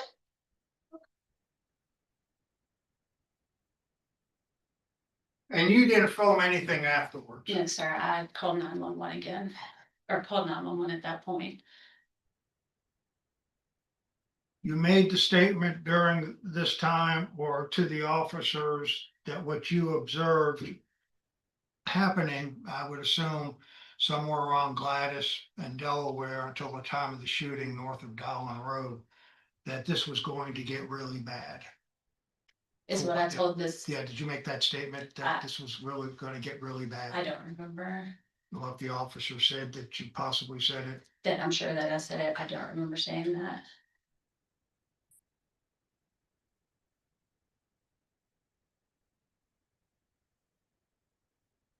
and then at some point you said you saw the blue Suburban, or strike that, the white Jeep go around and take off. So after that video, there was a lot of back and forth. After that video, the blue Suburban looked like he kind of was backing off and moved over into that right lane. And that at that point, the Right white away. Jeep, right? Okay, he's in the center. Are you saying he went to his right or did he go to his left? So in that video, the blue Suburban got into the left lane in front of the white Jeep. Not long after that, the blue Suburban moved back over into the middle lane and moved over into the right lane. It looked like maybe, I don't want to make an assumption about what he was doing, maybe about to exit, maybe just getting away. I'm not sure, but the blue Suburban backed off and then the white Jeep drove right up next to him for a time. But you didn't see any shots. Absolutely not, mister. And you don't know whether or not he pulled over to the right and the shots had already been fired. What I saw, is, like I said, the white Jeep pull up next to the blue Suburban. The blue Suburban, after Dowling, swerved when the white Jeep was next to him. That's all I saw. I had no idea what had happened.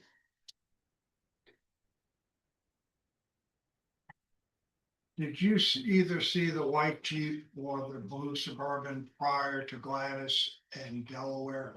I don't believe so, no, sir. You said that you possibly had gotten on at College Street. I got on at college, yes, sir. So you don't know whether there was any interaction prior to that or not. No, sir. But you're first observing that this incident, this road rage happened or occurred somewhere between Gladys and Delaware and East Texas and ultimately ended up. Yes, sir, right around, the Gladys, that, was it One City Church right there? It's right around the area that I saw it began. The questions that I asked you, do you need to change any of them? I don't think so. Did I confuse you at all? I don't think so. No, I mean, because if you did, if you needed to correct something, now's your time. Yes, sir, no, I believe I've. Thank you very much. Subject to recall, Your Honor, I pass the witness. I have no further questions, so Ms. Jennings, she may excuse. Any objection to her being excused? No, she's still under the rule. Right. Don't you? All right, Ms. Jennings, you're excused. Keep in mind the instructions that I gave you before. Thank you, ma'am. You may proceed. Thank you. Would you please state your full name for the record and for the jurors? Lindsay Brooke, And could you spell that last name for us? BREAUX. And how are you employed, Ms. Flo? I work in the crime scene unit for the Beaumont Police Department. How long are you also referred to as an ID tech? Yes, sir. How long have you worked in the crime scene as an ID tech? 8 years. Okay, and explain to the jury what the duties of an ID tech include. Generally, we are called the officers to crime scenes to document and preserve it. We do a wide variety of things as far as photographing the scene, collecting evidence, processing for evidence, things of that nature. That includes fingerprints, Yes, sir. lifting what's referred to as a latent fingerprint. Yes, sir. What is your understanding of what a latent print is? A latent print is a fingerprint that is left on a surface that is typically invisible to the eye, and you need a processing technique to make it visible. And we'll come back to the prints a little later, but back on June the 12th of 2025, did you visit St. Elizabeth Hospital? Yes, sir. For what purpose? Or a victim of a shooting call. And you were there to do what? Photograph the victim. Okay, and did you in fact photograph the victim? Yes, sir. That victim later identified as Hunter Freeman? Yes, sir. May I approach the witness, Judge? Yes, sir.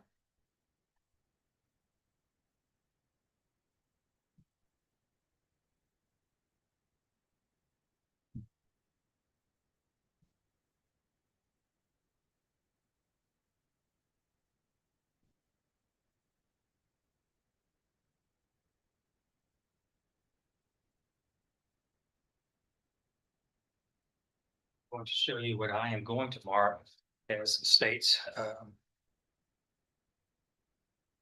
5, 6, 7,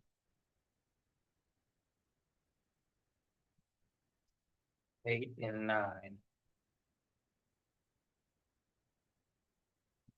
States 5 through 9, and I'll ask you take a look at states 5 through 9 and let me know if you recognize them as the photos you took on June the 12th at St. Elizabeth Hospital of Hunter Freeman.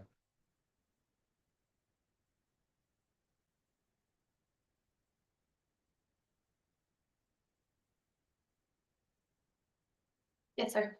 Fair and accurate depictions. They don't appear to have been altered in any way. Yes, sir. Your Honor, this time, take up 5 through 9, change to best counsel for inspection.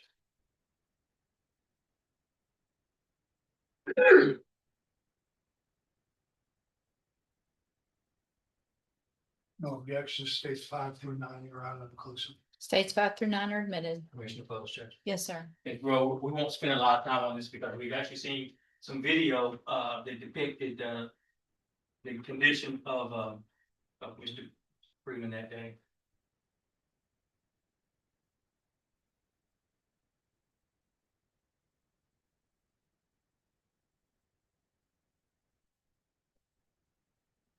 The record states 5, picture of Hunter Freeman there at the hospital.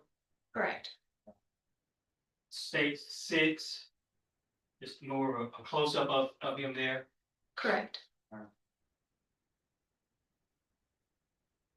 States 7, maybe a little hard to make out. You may need to use the screen behind you there. So does it appear to be some type of a defect here? Correct. Please. Defect meaning maybe like a bullet wound, Possibly. Yes, sir. injury wound possibly. States exhibit number 8. Does it appear to be some type of a defect there in states 8? Correct. In your training and experience, what would differentiate that defect from the other defect that we just saw in states exhibit 7? One could possibly be an entrance wound and one possibly an exit wound. Okay. And lastly, states 9, that's just an expansion or a blown up version of states 8. They're just beneath the ear, correct? Correct.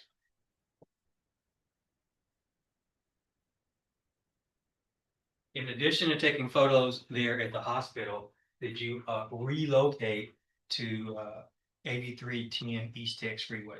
Yes, sir. Is that where the Mulligan's Golf Range is located? Yes, sir. Did you take a picture or photographs of a vehicle located there? Yes, sir.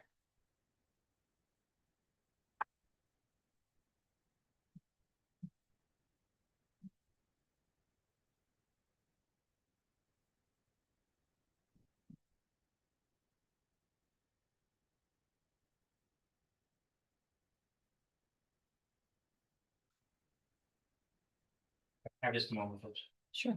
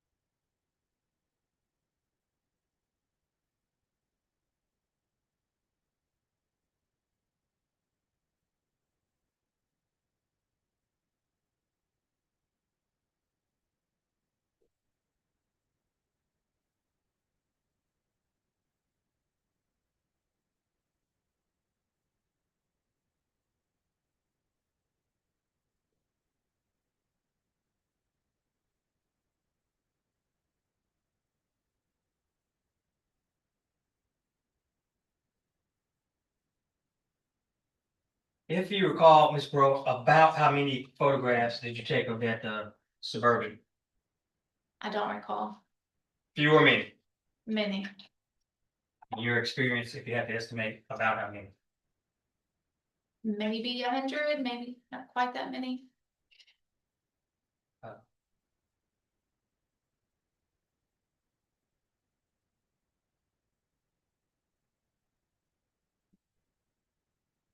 If I represent to you that I've only marked 40 of those photographs, would it be fair to say that that's not nearly as many of the total photographs that exist at Suburban? That's fair to say. Correct. Yes, sir. Why take so many photos? At the time, I'm not sure what is important and what is not to the case, so I feel it best to take more pictures than necessary, just in case a detective needs it later on. Now approach the witness search. Yes, sir. Ms. Bro, now show you where I have marked as states exhibits 10 through 40. And if you recognize them as the photos of that Suburban that you took from that day. Get through them really quickly.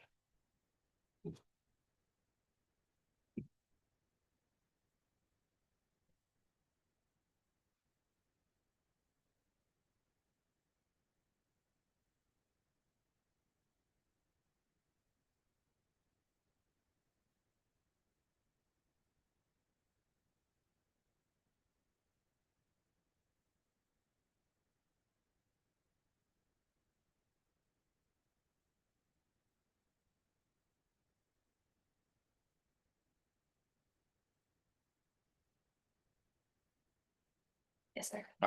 Fair and accurate copies or depictions of that Suburban as it appeared that day? Yes, sir. No alterations or deletions that you're aware of? Correct. No, intending states 10 through 40 to defense counsel for this. We're also providing this.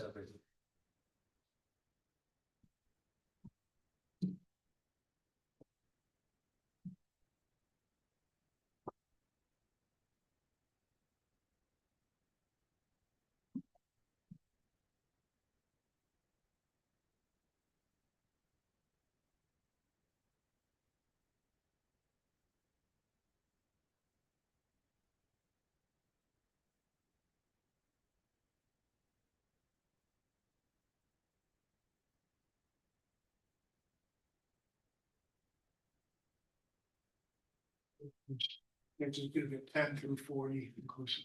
You say no objections? No objections. States 10 through 40 are admitted. Thank you. Published. Yes, sir.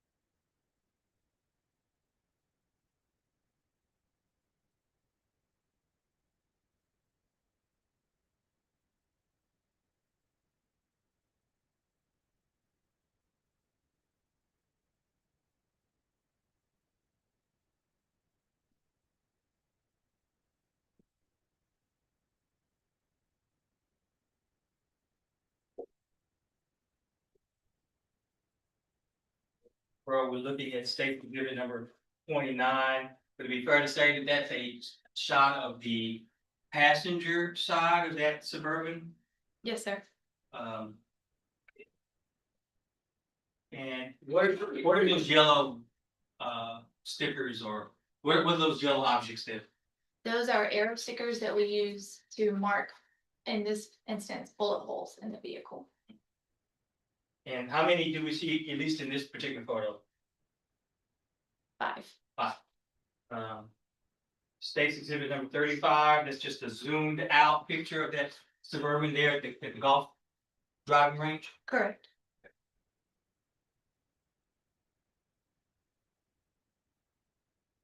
Now, in addition to the 5 that we see, bullet holes in 29, there is also another bullet hole there in the rear panel, quarter panel, that wasn't depicted in States 28 shows an additional bullet hole in the rear panel, correct? Correct. For a total of how many bullet holes? 6. 6.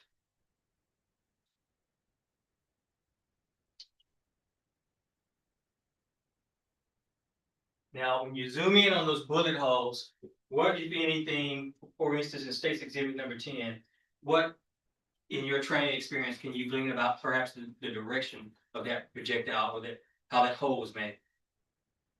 Sometimes we can use things called dowel rods, and that also helps with, you can get a general idea of the direction it came from. I guess what I'm getting at is, does it appear that the bullet or the projectile traveled into that vehicle? Oh, yes, sir. Okay. Correct. State's exhibit number 27, just another close-up of another one of those bullet holes, correct? Correct. Um.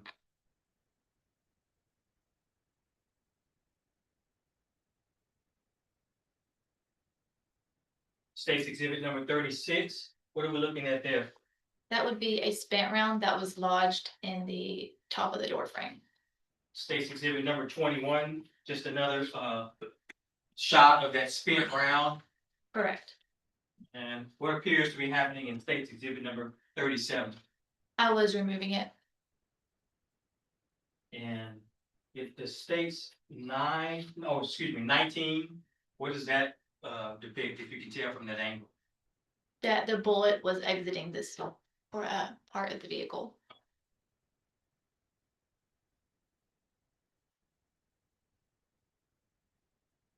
Now, let's move on to the driver's side, state's exhibit number 13. Fair to say that it shows a shattered window. Correct. It may be hard to make out, but what are we looking at here? Possible blood spatter. State's exhibit number 11, passenger side window, shattered window there. Correct.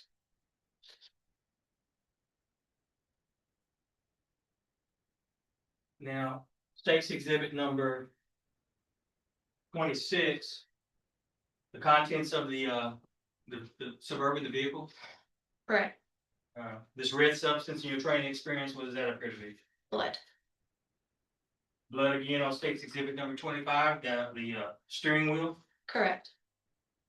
On the interior of the vehicle, state's exhibit number 23, is that fair to say next to the steering wheel, the console there? Correct. What does it appear to be there? A bullet hole. So is it fair to say that projectiles appear to have entered, at least some of them, enter that vehicle and travel through the vehicle? Correct. In fact, state's exhibit number 16 shows what appears to be a defect in the driver's side mirror. Correct. Yes, sir. And state's exhibit number 17. What do you believe that to represent? The exit from the damage from the exit of the hole, the bullet. And again, sticking with the contents or interior of that Suburban, state's exhibit number 22. If you know what that might be, suspect that might be. Human flesh or tissue. State's exhibit number 26. Is that a close-up of state's exhibit 22? Correct. State's exhibit number 38, what are we looking at there? This was, I believe, the back side of the front passenger seat. Bullet defect in the actual seat there? Correct. So we've got a bullet defect in the console next to the steering wheel. We've got a bullet defect in the mirror on the driver's side, bullet defect in the one of the seats there. Correct.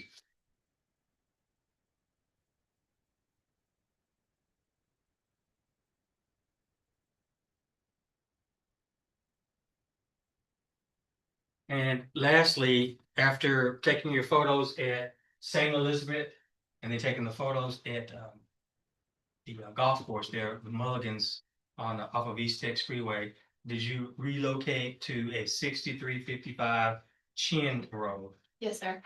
Now, Chin Road, is that not how?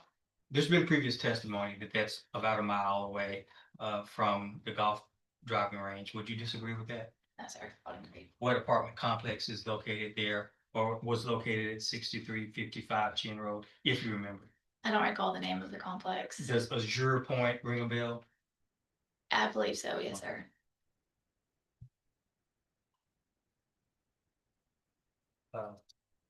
Describe the vehicle that you took photos of there at the Azure Point apartment complex. A white Jeep Compass.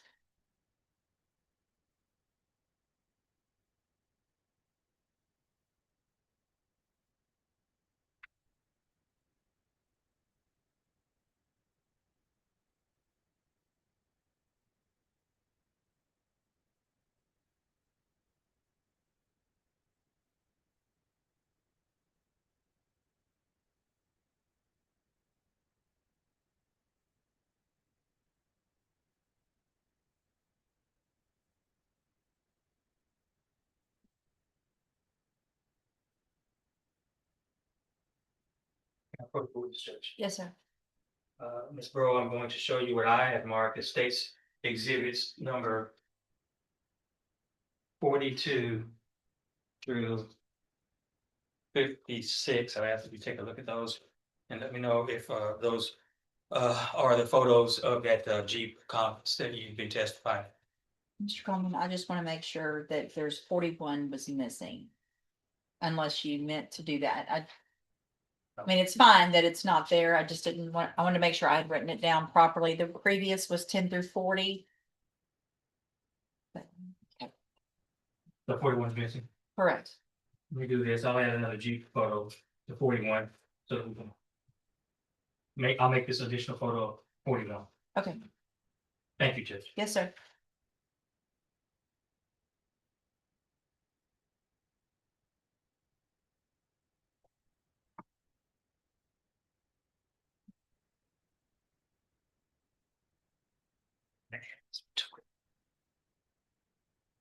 You recognize those as the photos of the Jeep Compass that you took? Yes, sir. Okay. Are they fair and accurate depictions of that Jeep Compass as it appeared that day when you took the photographs? Those were taken on separate days, but yes, sir. And why was that? Why were they taken on separate days? On the 12th, I photographed exterior only, because we did not have a warrant at the time. And then on the following day, a warrant was obtained, and then I was able to do the interior at a separate location. But nevertheless, these are fair and accurate depictions from the two occasions that you photographed that Jeep Compass. Correct. Your Honor, I will tender to defense counsel for the inspection and offer states 41 through 56, which were also included, so.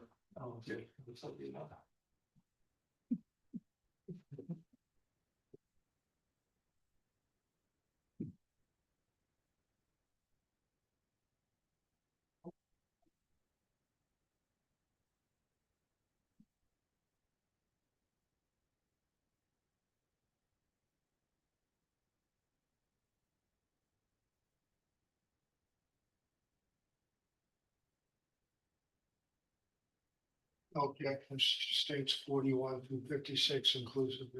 41 through 56 are admitted. Judge. Yes, sir.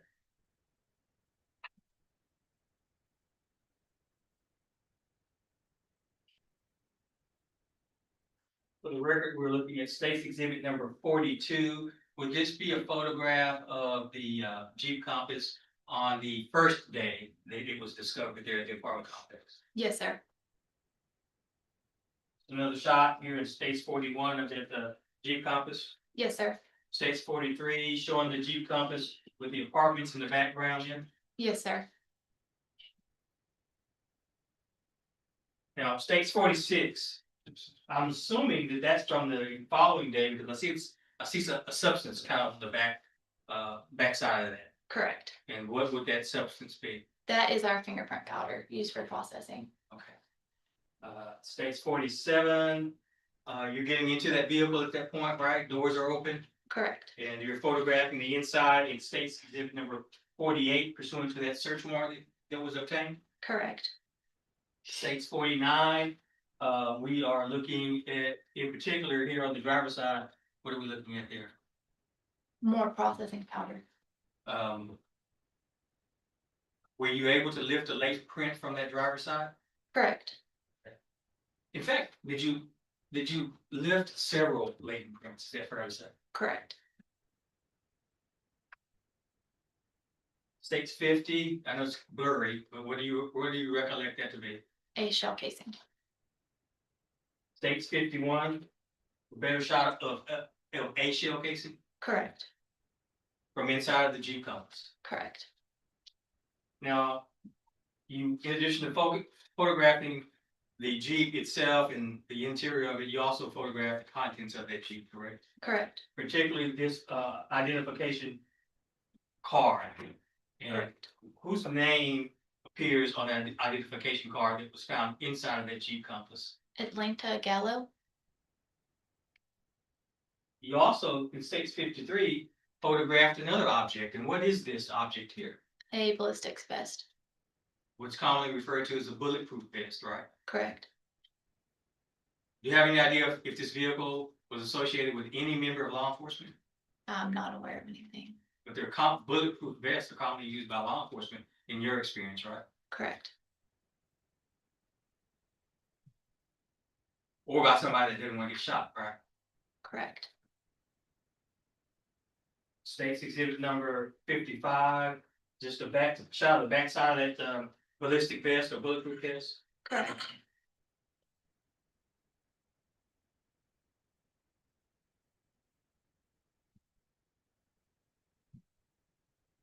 Now, you testified about lifting latent prints from the vehicle. One of those latent prints in particular, what, if anything, is or was significant about it? I received a positive identification to one of them. Get you to speak up just a little bit. You received a positive identification, correct? Correct. Using what method? The method we use is called ACE-V, and then we use a system called APHIS in combination with that. And let's talk about APHIS. APHIS has it's essentially a database, right? Correct. Compiled of many different fingerprints, right? Correct. From many individuals. I would imagine you don't know how many. Do you have any idea how many? No, sir, I do not. And they pull these fingerprints from various different sources. Is that fair to say? Correct. Particularly, like for instance, I would represent to you that my fingerprint are in APHIS because I served in the military. Is Correct. the military one source that they pull these Correct. fingerprints from? Yes, sir. And how do you upload your latent prints into the system to be compared in APHIS? I take a photo using a specific camera set up to the system of the latent print itself, and then I enter it into the software and I mark the specific points, the pattern, things of that nature. And then APHIS sends me back 20 candidates that appear to be somewhat similar to those characteristics. And then from there, I look at each candidate individually and compare them, the known print to the latent print, to determine if it's an identification, positive identification or not. So APHIS kind of narrows it down, but at the end of the day, you, a human being, is making the comparison, or at least the final comparison. Correct, absolutely. And again, you mentioned it, but you're looking for specific what points or? Minutia points, correct. Have you done that on few or on many occasions? Many, Have you used APHIS on few or on many occasions? many. Have you found APHIS to be reliable? Yes, sir. Is in your understanding, is APHIS widely used by law enforcement or in the law enforcement community? Yes, sir. And I don't know if you testified to this or not, but at least one of those prints, you received a hit in APHIS on, correct? Correct. Now, what's the witness search? Yes, sir. You brought with you a couple of things here today. Let you hold on to those while I mark them. I believe I'm at 57, right, Judge? Yes, sir. All right, so I'll mark this one as states 57, and I'll mark the other item as 58.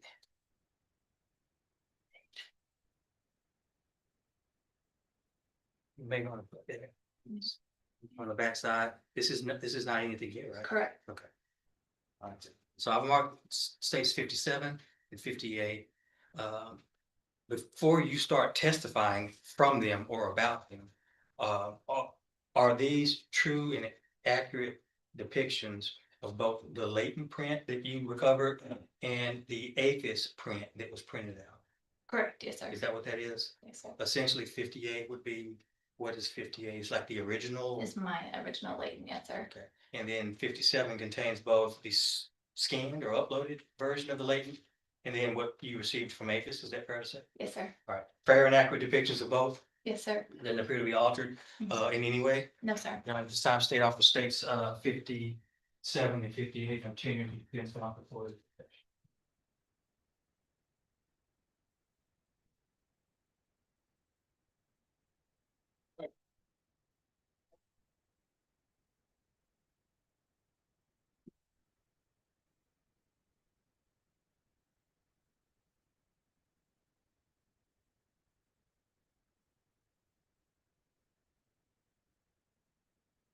No objections to states 58 and 57. Right, 57 and 58 are admitted.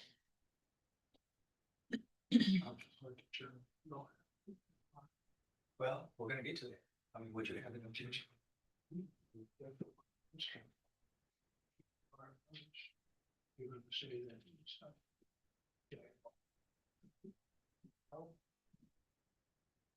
Close, Judge. Yes, sir.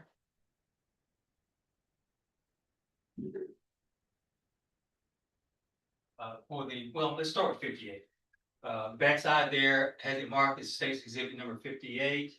And then the front side, is that the latent print that you lifted? Yes, sir. All right. Now, states exhibit number 57.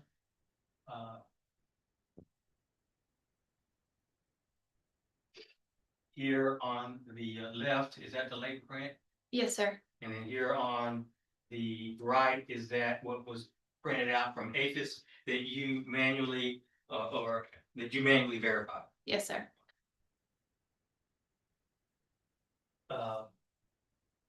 Along with matching up the print or APHIS matching the print, does APHIS provide you with any other identifying information? Yes, sir. What was the identifying information that was prepared or made available to you as it relates to the print from APHIS? It will list me the name, a birthday, and a gender. And what was the name and the birth date and the gender that you received in this particular instance? May I refer to my Oh, report? please do. Will it help to refresh your recollection? Yes, sir. Please do. Asa Jones, the birth date was 02/16 of 99.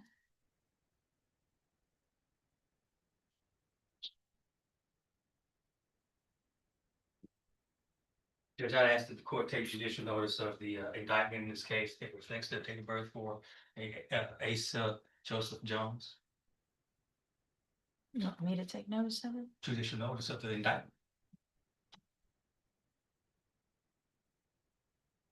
Mr. Burbank?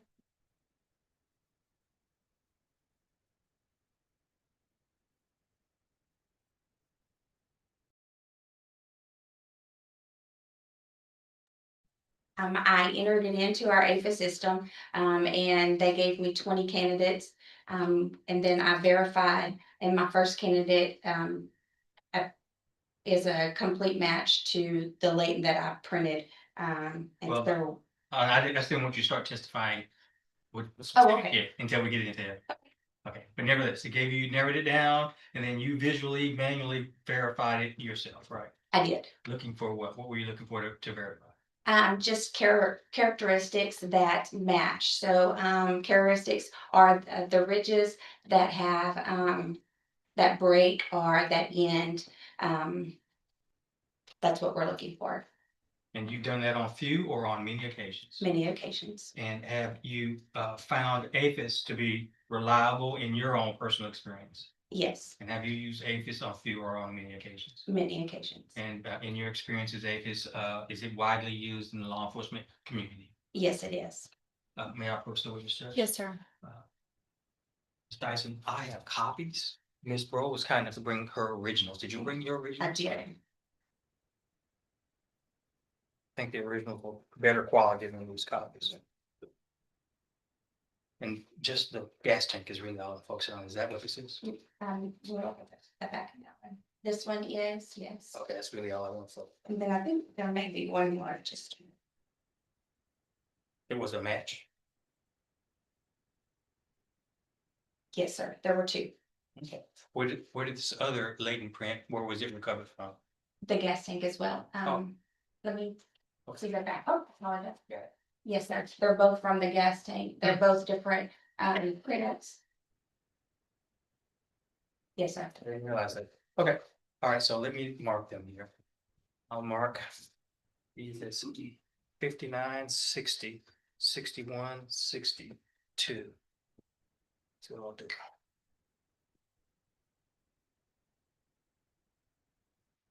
Good place to put the sticker, maybe right here, maybe.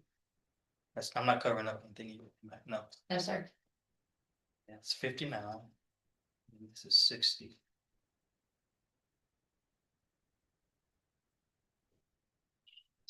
$60.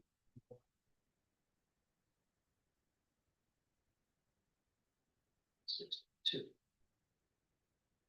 Your testimony that states 59 through 62 are fair and accurate copies of both the latent print that prints that you lifted from that Jeep Compass and the prints from APHIS. Yes.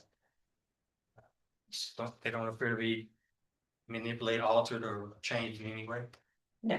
In fact, these are the originals, right? So. Those are the originals. This town state office states 59 through 62 on tender to defense fund.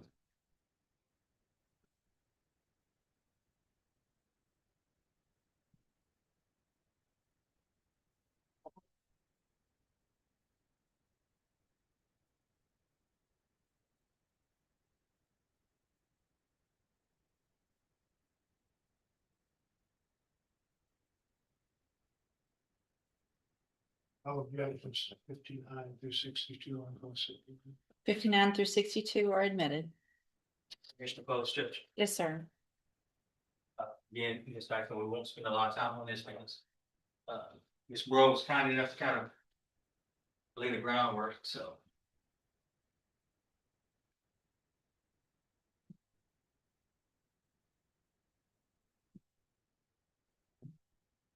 Now my OCD is kicking in.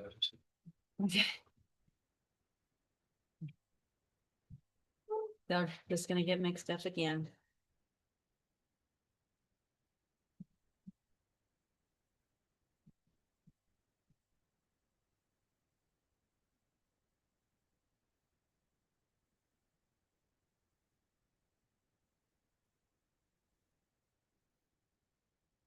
So for the record, states 59, the back side of that latent print card, front side of the latent prints, if we were to zoom in, you can see the detail there.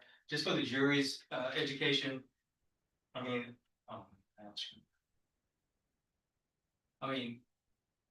what, if any, type of equipment do you use in the way of magnification there?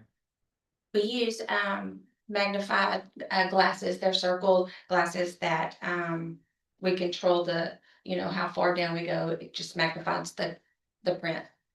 So while this is the original latent print, this one would be from was it inside of the gas? No, on the exterior, yeah, the door. And this is state 60, it shows, I guess on the left, that would be the latent print, right, it was entered. That's correct. That's the latent that I took a picture of.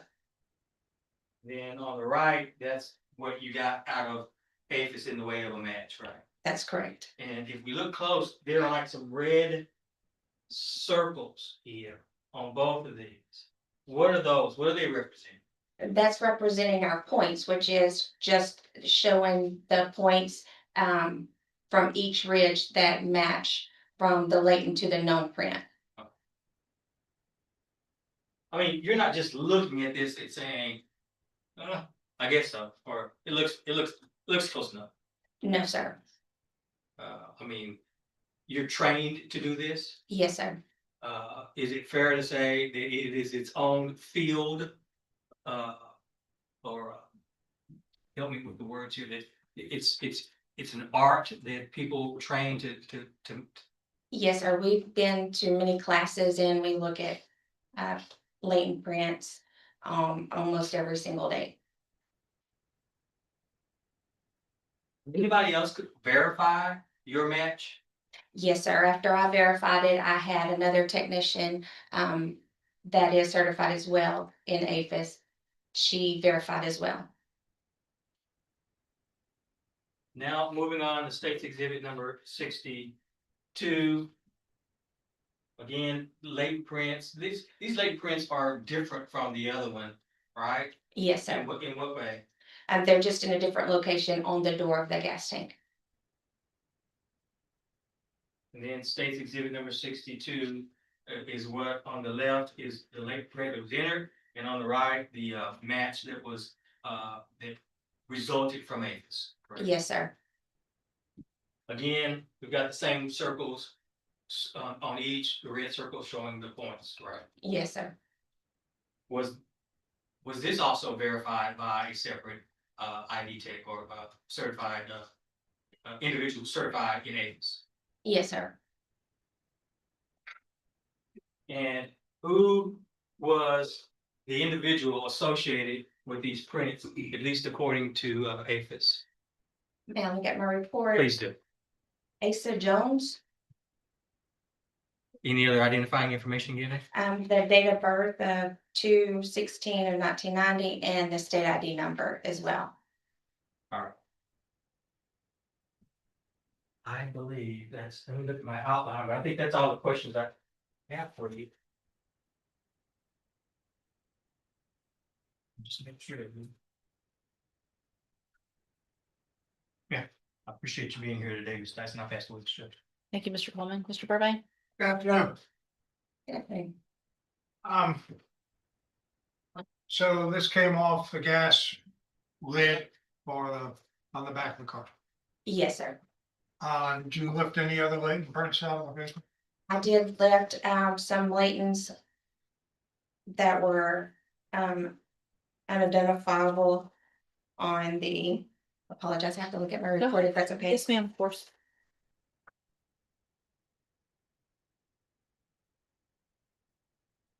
And I guess my follow-up question is approximately how many? There are 2 there and for a total of 4. And you did the passenger side and Miss Bro did the driver's side. That's correct, yes, sir. Do you know whether or not the four other ones that you lifted, did they match any of them that Miss Bro? Or you don't know? I don't know that for sure, no, sir. You don't know who the owner was of the vehicle? I do not. You don't know how many people were inside the car? No, You don't know when those prints were there? no, sir. You didn't do anything around the steering wheel or any of the knobs around the driver's side? No, sir. I'm not gonna put it up, but these are states exhibit 54 and 55. They're purported to be some type of vest. Did you take those into evidence? I don't know where they came from. I just processed the exterior of the vehicle. When you said, what, did you do that on the 12th or the 13th? I processed the vehicle on the 12th. On the 12th, so were you at the scene? when you I did was that? at this, I was at the location of, Off East Tex Freeway. I'm sorry, I have to look at my report. Or was it? Or was it at the police Mhm. station of It security? was at 6355 Chin. Okay, so you processed it at the apartment complex? Yes, sir. You didn't go and process it the day after when they had towed it to the security? No, sir.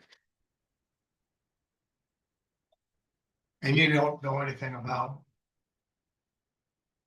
States Exhibit 55 and 54? No, sir, I do not. Thank you. Pass witness, sir. Thank you. Anything else, Mr. Coleman? No, Judge, I have nothing further for Ms. Tyson. May she be excused, Judge. Any objection to Ms. Tyson being excused? Same thing, Judge. Thank you, ma'am. You're excused. You may call your next witness. State Health Officer Cody Courts.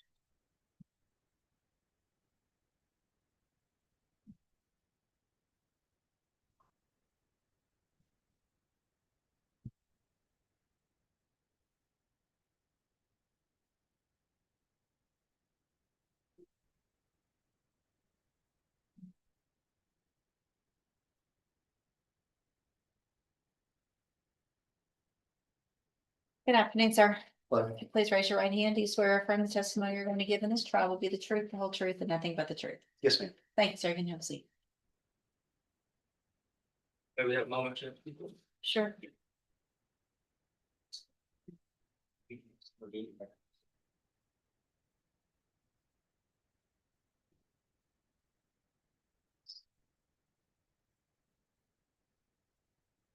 Please state your full name for the court reporter and for the ladies and gentlemen of the jury. Cody Lee Courts. And Officer Court, right? Yes, sir. Okay, I want to make sure I get your title right. How are you employed, sir? I'm a lieutenant at Beaumont Police Department, and Lieutenant Court. you can call me whatever. Please continue, Lieutenant. How are you employed? I'm over the real-time crime center at the Beaumont Police Department, How many years in law enforcement? 18. Okay. Real-time crime center, briefly, some of the jurors may have heard about it, but in short, in summary, what we're talking about when you say real-time crime center? It's a room of crime analysts that use video cameras and license plate readers and a lot of other technology to assist detectives and patrol officers just with any investigations they have. Is it fair to say that there are video cameras that are linked to the real-time crime center from all over Beaumont? Yes, In fact, outside of Beaumont, if I'm not mistaken, right? yes, sir. Okay. These include what's referred to as flock cameras, right? License plate readers, yes, License sir. plate readers. Okay. And any other types of cameras, or is there a way for business owners, homeowners to like attach their Ring cameras to choose to do that? So we have a camera registry, which doesn't allow us to actually have access to their cameras, but it's a way to tell who has a camera at their house and for us to contact them so that they can go through their own videos and send us that through a link. So license plate readers, the option at least for private individuals to provide you with video. Any other sources of video for the real-time crime center? We have several video cameras that we put up that show videos of roadways, parking lots, public spaces. Is one of those video or one of those cameras located at East Lucas and Concord Road? Yes, sir. And do you have any reason to believe that that particular camera was not properly functioning back on June the 12th of 2025? I have no reason to believe that. You, in your capacity there at the Real-Time Crime Center, are you personally familiar with the equipment there, the recording equipment? Yes, sir. Have you found that recording equipment to be reliable, Yes, sir. capable of making inaccurate recording? Yes, sir. Have you reviewed certain video from that camera on East Lucas at Concord at around 2:10 p.m. on June the 12th of 2025? Yes, sir. Do you have any reason to believe that that particular video is not a fair and accurate depiction of the events that took place there that day? No, sir. May I approach the witness, Judge? You may.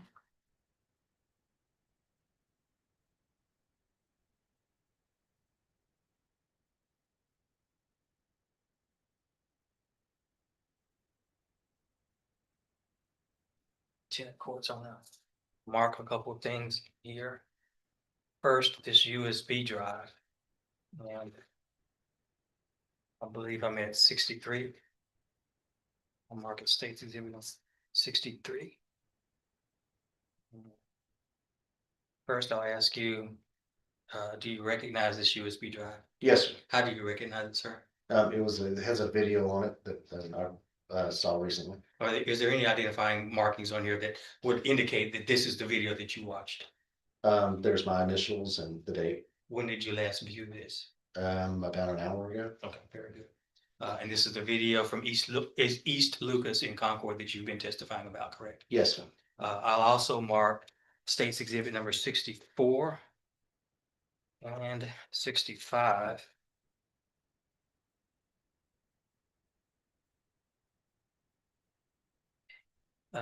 Is it fair to say that 64 and 65 are screenshots or screen captures from the video contained on State's Exhibit number 63? Yes, sir.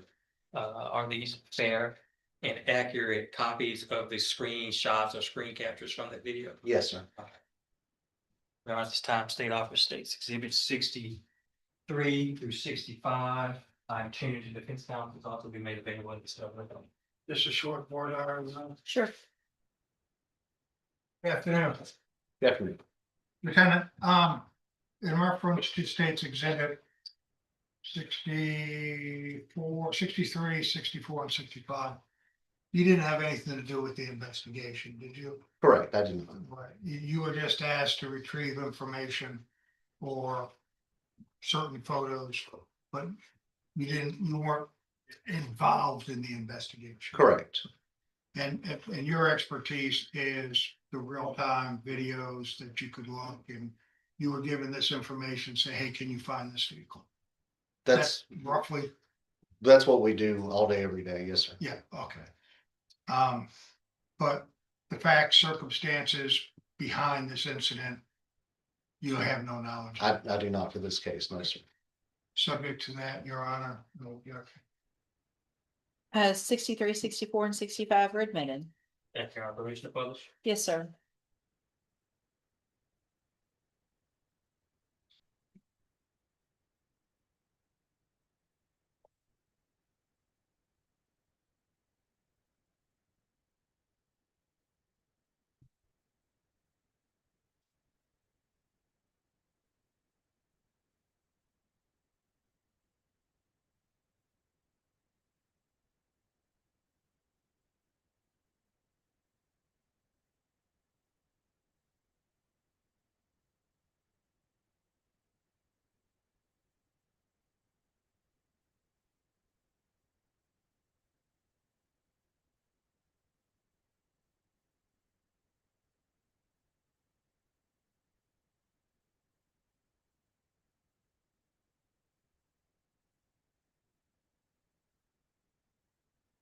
We're looking at State's exhibit number 65 for the record. Lieutenant Courts, it may be easier if you want to refer to the screen behind you. We've got a laser pointer. We also have an actual old school pointer if you want to use it. But Okay. What intersection are we looking at here? This is East Lucas and Concord. If you can orient the jury as to like the direction of travel, which one of those roads is East Lucas and which one is Concord, if you could tell. So the road crossing right here is East Lucas and the road going this way is Concord. So Concord is north and south, East Lucas is east and west.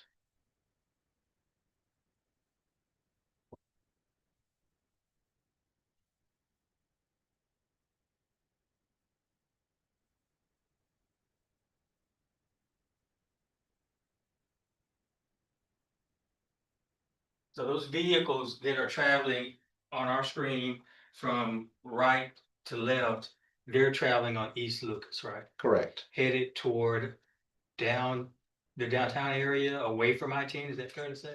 They're headed toward Magnolia and Pine and the river and places like that. Oh, again, away from I-10. Correct. If someone wanted to get to downtown, could they travel East Lucas until they get to Magnolia, then hook a right if they chose to? And then Yes. take Magnolia down into downtown if that's what they chose to do? Yes.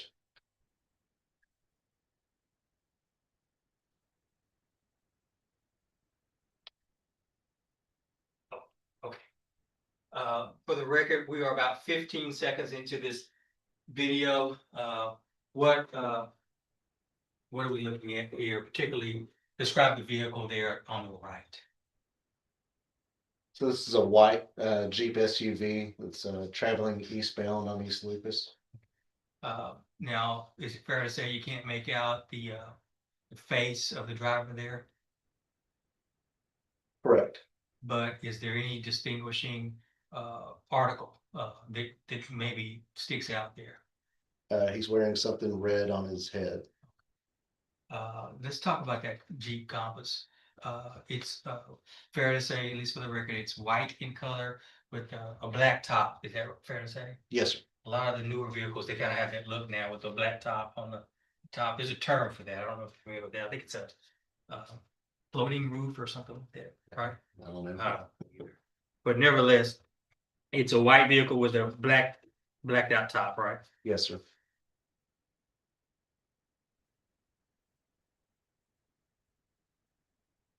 Black wheels as well. Yes, sir. Well, I'll just show it to you. State's exhibit, Mayor Pro Sure. State's exhibit number 45, it's been previously entered into evidence. The state's exhibit number 45, is that a white Jeep with a black top with black wheels as well? Yes, sir. Okay.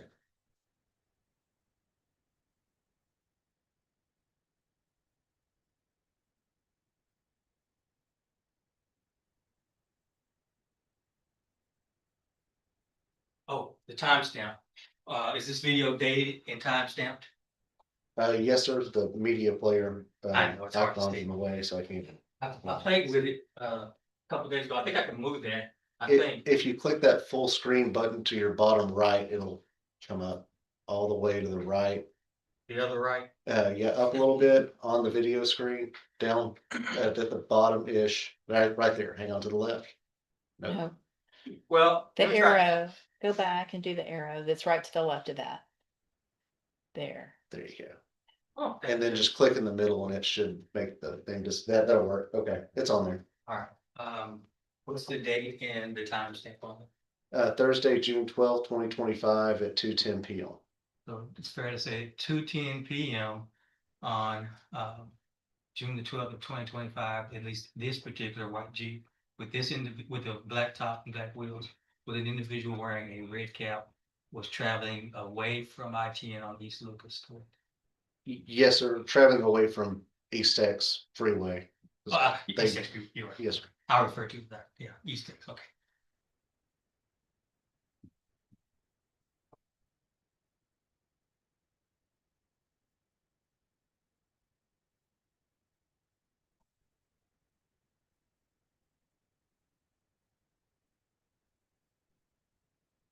And State's exhibits 60.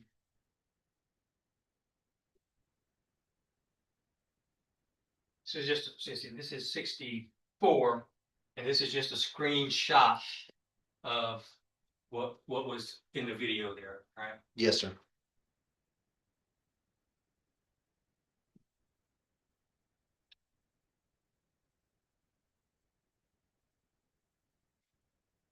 State's exhibit number 65, another screenshot. It looks like there's been an attempt to enhance it. Is that what happened there? It's just been zoomed in. That's why it gets pixelated. Again, we've got some type of red head covering there, fair to say. Yes, sir. Can you make out any of the license plate at all? Not particularly. It looks like that. I wouldn't want to I really speculate. can't tell. Yeah, I don't want to speculate.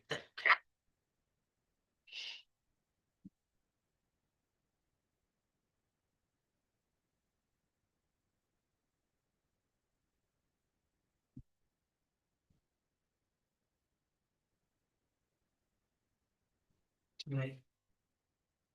Courts, I've got a Google map here, just out of the interest of being thorough. I'd like to enter this or ask you if this Google map would assist the jury in understanding your testimony. Now, post able to search. Yes, sir. Mark this Google map, the state's exhibit number 66. You've seen this before, right? Yes, sir. All right, and is that a fair and accurate depiction of that area surrounding East Lucas and Concord, the area that you've been testifying about. Yes, sir. Would assist the jury in understanding your testimony if we can utilize this. Yes, sir. State Officer State 66, attending to the defense counsel.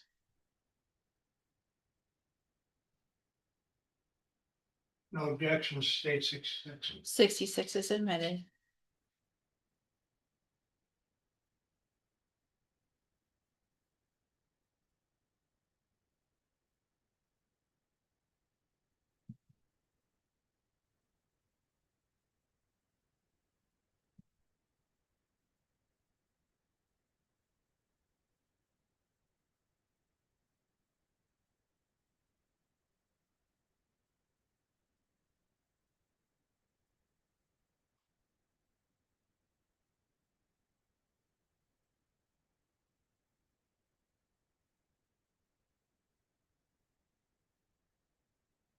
And if you'd like to utilize that pointer there, show the jury where East Lucas is and where, well, first. You're welcome to stand up Oh. if you want, or you can use the other pointer, the Laser. laser, whichever's easier for you.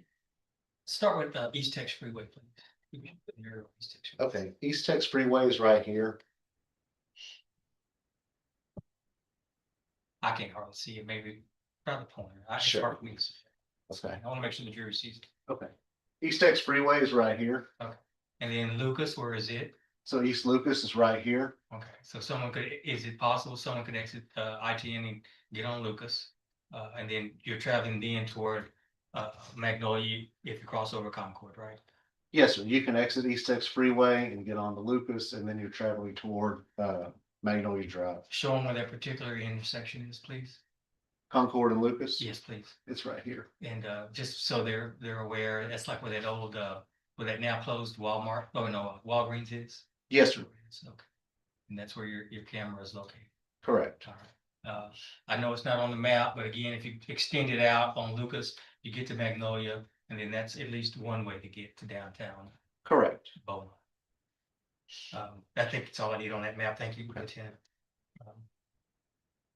I want to shift gears and ask you, I mean, you're a law enforcement officer and you're familiar with both the penal code and the transportation code. Let's say hypothetically, if two individuals were on a highway, a freeway, and they were cutting each other off, slamming on their brakes, weaving in and out of traffic, what, if any, criminal offense or offenses would that constitute? Reckless driving. Reckless driving. So if someone is engaged in that conduct, they would be engaged in a criminal offense of reckless conduct. Correct. Oh, that's reckless driving. I'm sorry. Correct. Did you say reckless conduct or reckless driving? I'm Reckless thinking driving. Reckless. Yes, sir.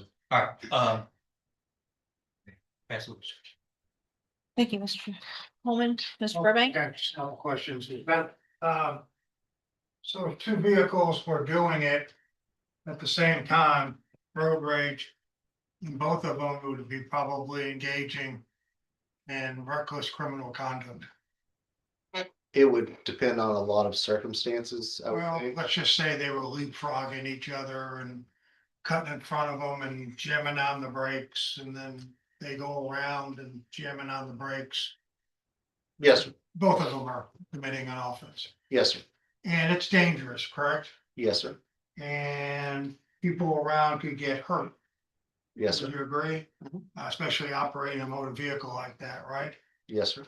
And if it was an unwanted reckless driving, you could be in fear of your safety, one driver or the other, correct? I think so. Yes, sir. Because it's basically, I've heard next door, you've been next door, right, in CDC? Yes, sir. Oh, that it's a 4,000-pound missile. Did you ever hear Judge Stevens talk about that? I think I've heard of him saying that. I don't know if I've ever heard him say it, but And so if both people were doing it, both people, well, hypothetically, both people would probably be breaking the law, acting reckless and road rage and endangering other people. like I said, it would really depend on a lot of circumstances. And so that we're clear, Lucas doesn't cross I-10. It's East Texas Freeway, right? Correct. All right. And I-10 is down the road by Gladys and Laurel and going south, right? I-10 goes a lot of directions. Well, it spans the city. Right there in the picture, because the state said, oh, coming off of I-10, this is East Tex, right? Yes, sir, that is Okay. East Tex Freeway. And I-10 comes through from west, from Winnie, makes the bend around and goes out to Louisiana over the river, correct? Correct. Right, and it doesn't go north through here. This is an I-10, this is East Tex, 6996. That is East Tex Freeway, correct. Okay. We saw the pictures of the car in East Lucas and Concord. Approximately how many cameras do you have throughout Beaumont? Throughout Beaumont, Just roughly. 3,600 something. And what do they record? Most of them record roadways. There's business parking lots, things like that. Something similar to what we saw here, Correct. videos of people. And then there's also cameras that can read license plates to identify vehicles, correct? Correct. Okay. And this was just one camera. That is just one camera, correct. Were you asked to look at other cameras? Like I said, this was not my investigation. Oh. You were just asked here to testify as to the cameras? Yes, sir, for the video. You know whether or not there was a request of determining anything else where the vehicle might have been? I do not know that. There was testimony that it all started on East Tex Freeway around Gladys and Delaware. You're familiar with that, right? Yes, sir. Gladys, between Gladys and Delaware and East Tex Freeway, by the curve where I-10 separates to 69. Yes, sir. I'm not trying to confuse you. Okay. But do you know if anybody tried to see where both vehicles, there's two vehicles in this. But you don't have any knowledge at all that they said, hey, where possibly did these vehicles come from? I don't know the facts to this case as far as anything like that. Do you have cameras on East Tex Freeway? We have cameras that show some parts of East Tex Freeway. I mean, it's a long freeway, so obviously we don't have any kind of freeway.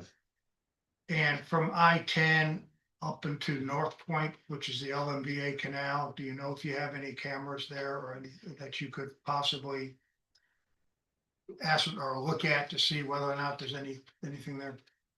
I do, like, there's just a lot of roads and a lot of businesses there. I don't really know the answer to that question. And also, this was in 2025. We have, many more now that I can't. Do you have any knowledge whether or not anyone in your department tried to get any of the cameras that were in use back in 2025 to see if they had similar pictures of this white and black vehicle? I don't know if anyone tried to do that now. Thank you. Pass the witness on to. Thank you, Mr. Burbank. Mr. Coleman, I have nothing further for the Lieutenant Courts. May he be excused, Judge. any objection? Just a roll. Yeah. Thank you, Lieutenant. You're excused and you're placed under the rule, and you know what that means. Okay. Quick one. Okay, let's do it. You may call your next witness. Yes, Judge. State calls Jody Roach.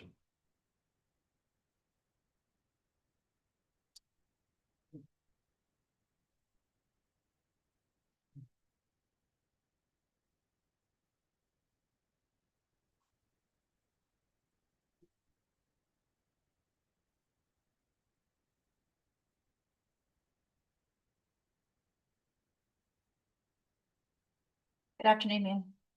You please raise your right hand. Do you swear or affirm the testimony you're going to give in this hearing will be the truth, the whole truth, and nothing but the truth? Yes. Thank you. You can have a seat.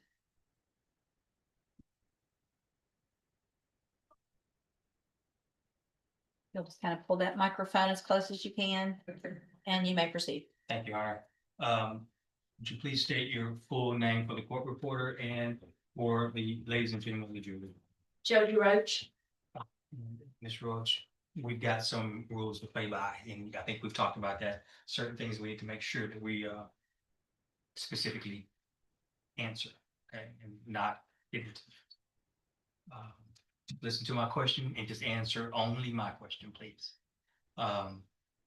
You are employed, correct? Yes, And you work for a governmental entity that has at least one office in downtown Beaumont, correct? yes, You've worked for that governmental entity for for how long? 20 years. Okay, good.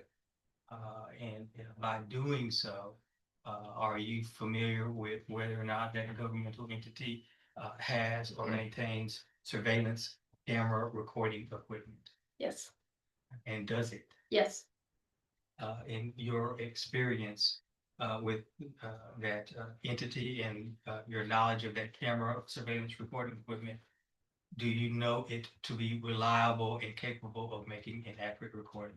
yes, Is there any reason to believe that that recording equipment was not properly operating back on June the 12th of 2025? no, Did you review that recording or recordings from that particular day? no, You haven't looked at the USB drive? no.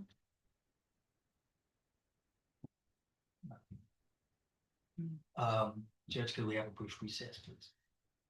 Is it something you think you can do quickly, or do you want to just wait and do it tomorrow? No, it's a short meeting. All right, ladies and gentlemen, let's just take a 10-minute break. It's 4:25. We'll get started again at 4:35. Please keep in mind all the instructions that you were previously given. If everyone else would please remain seated in the courtroom.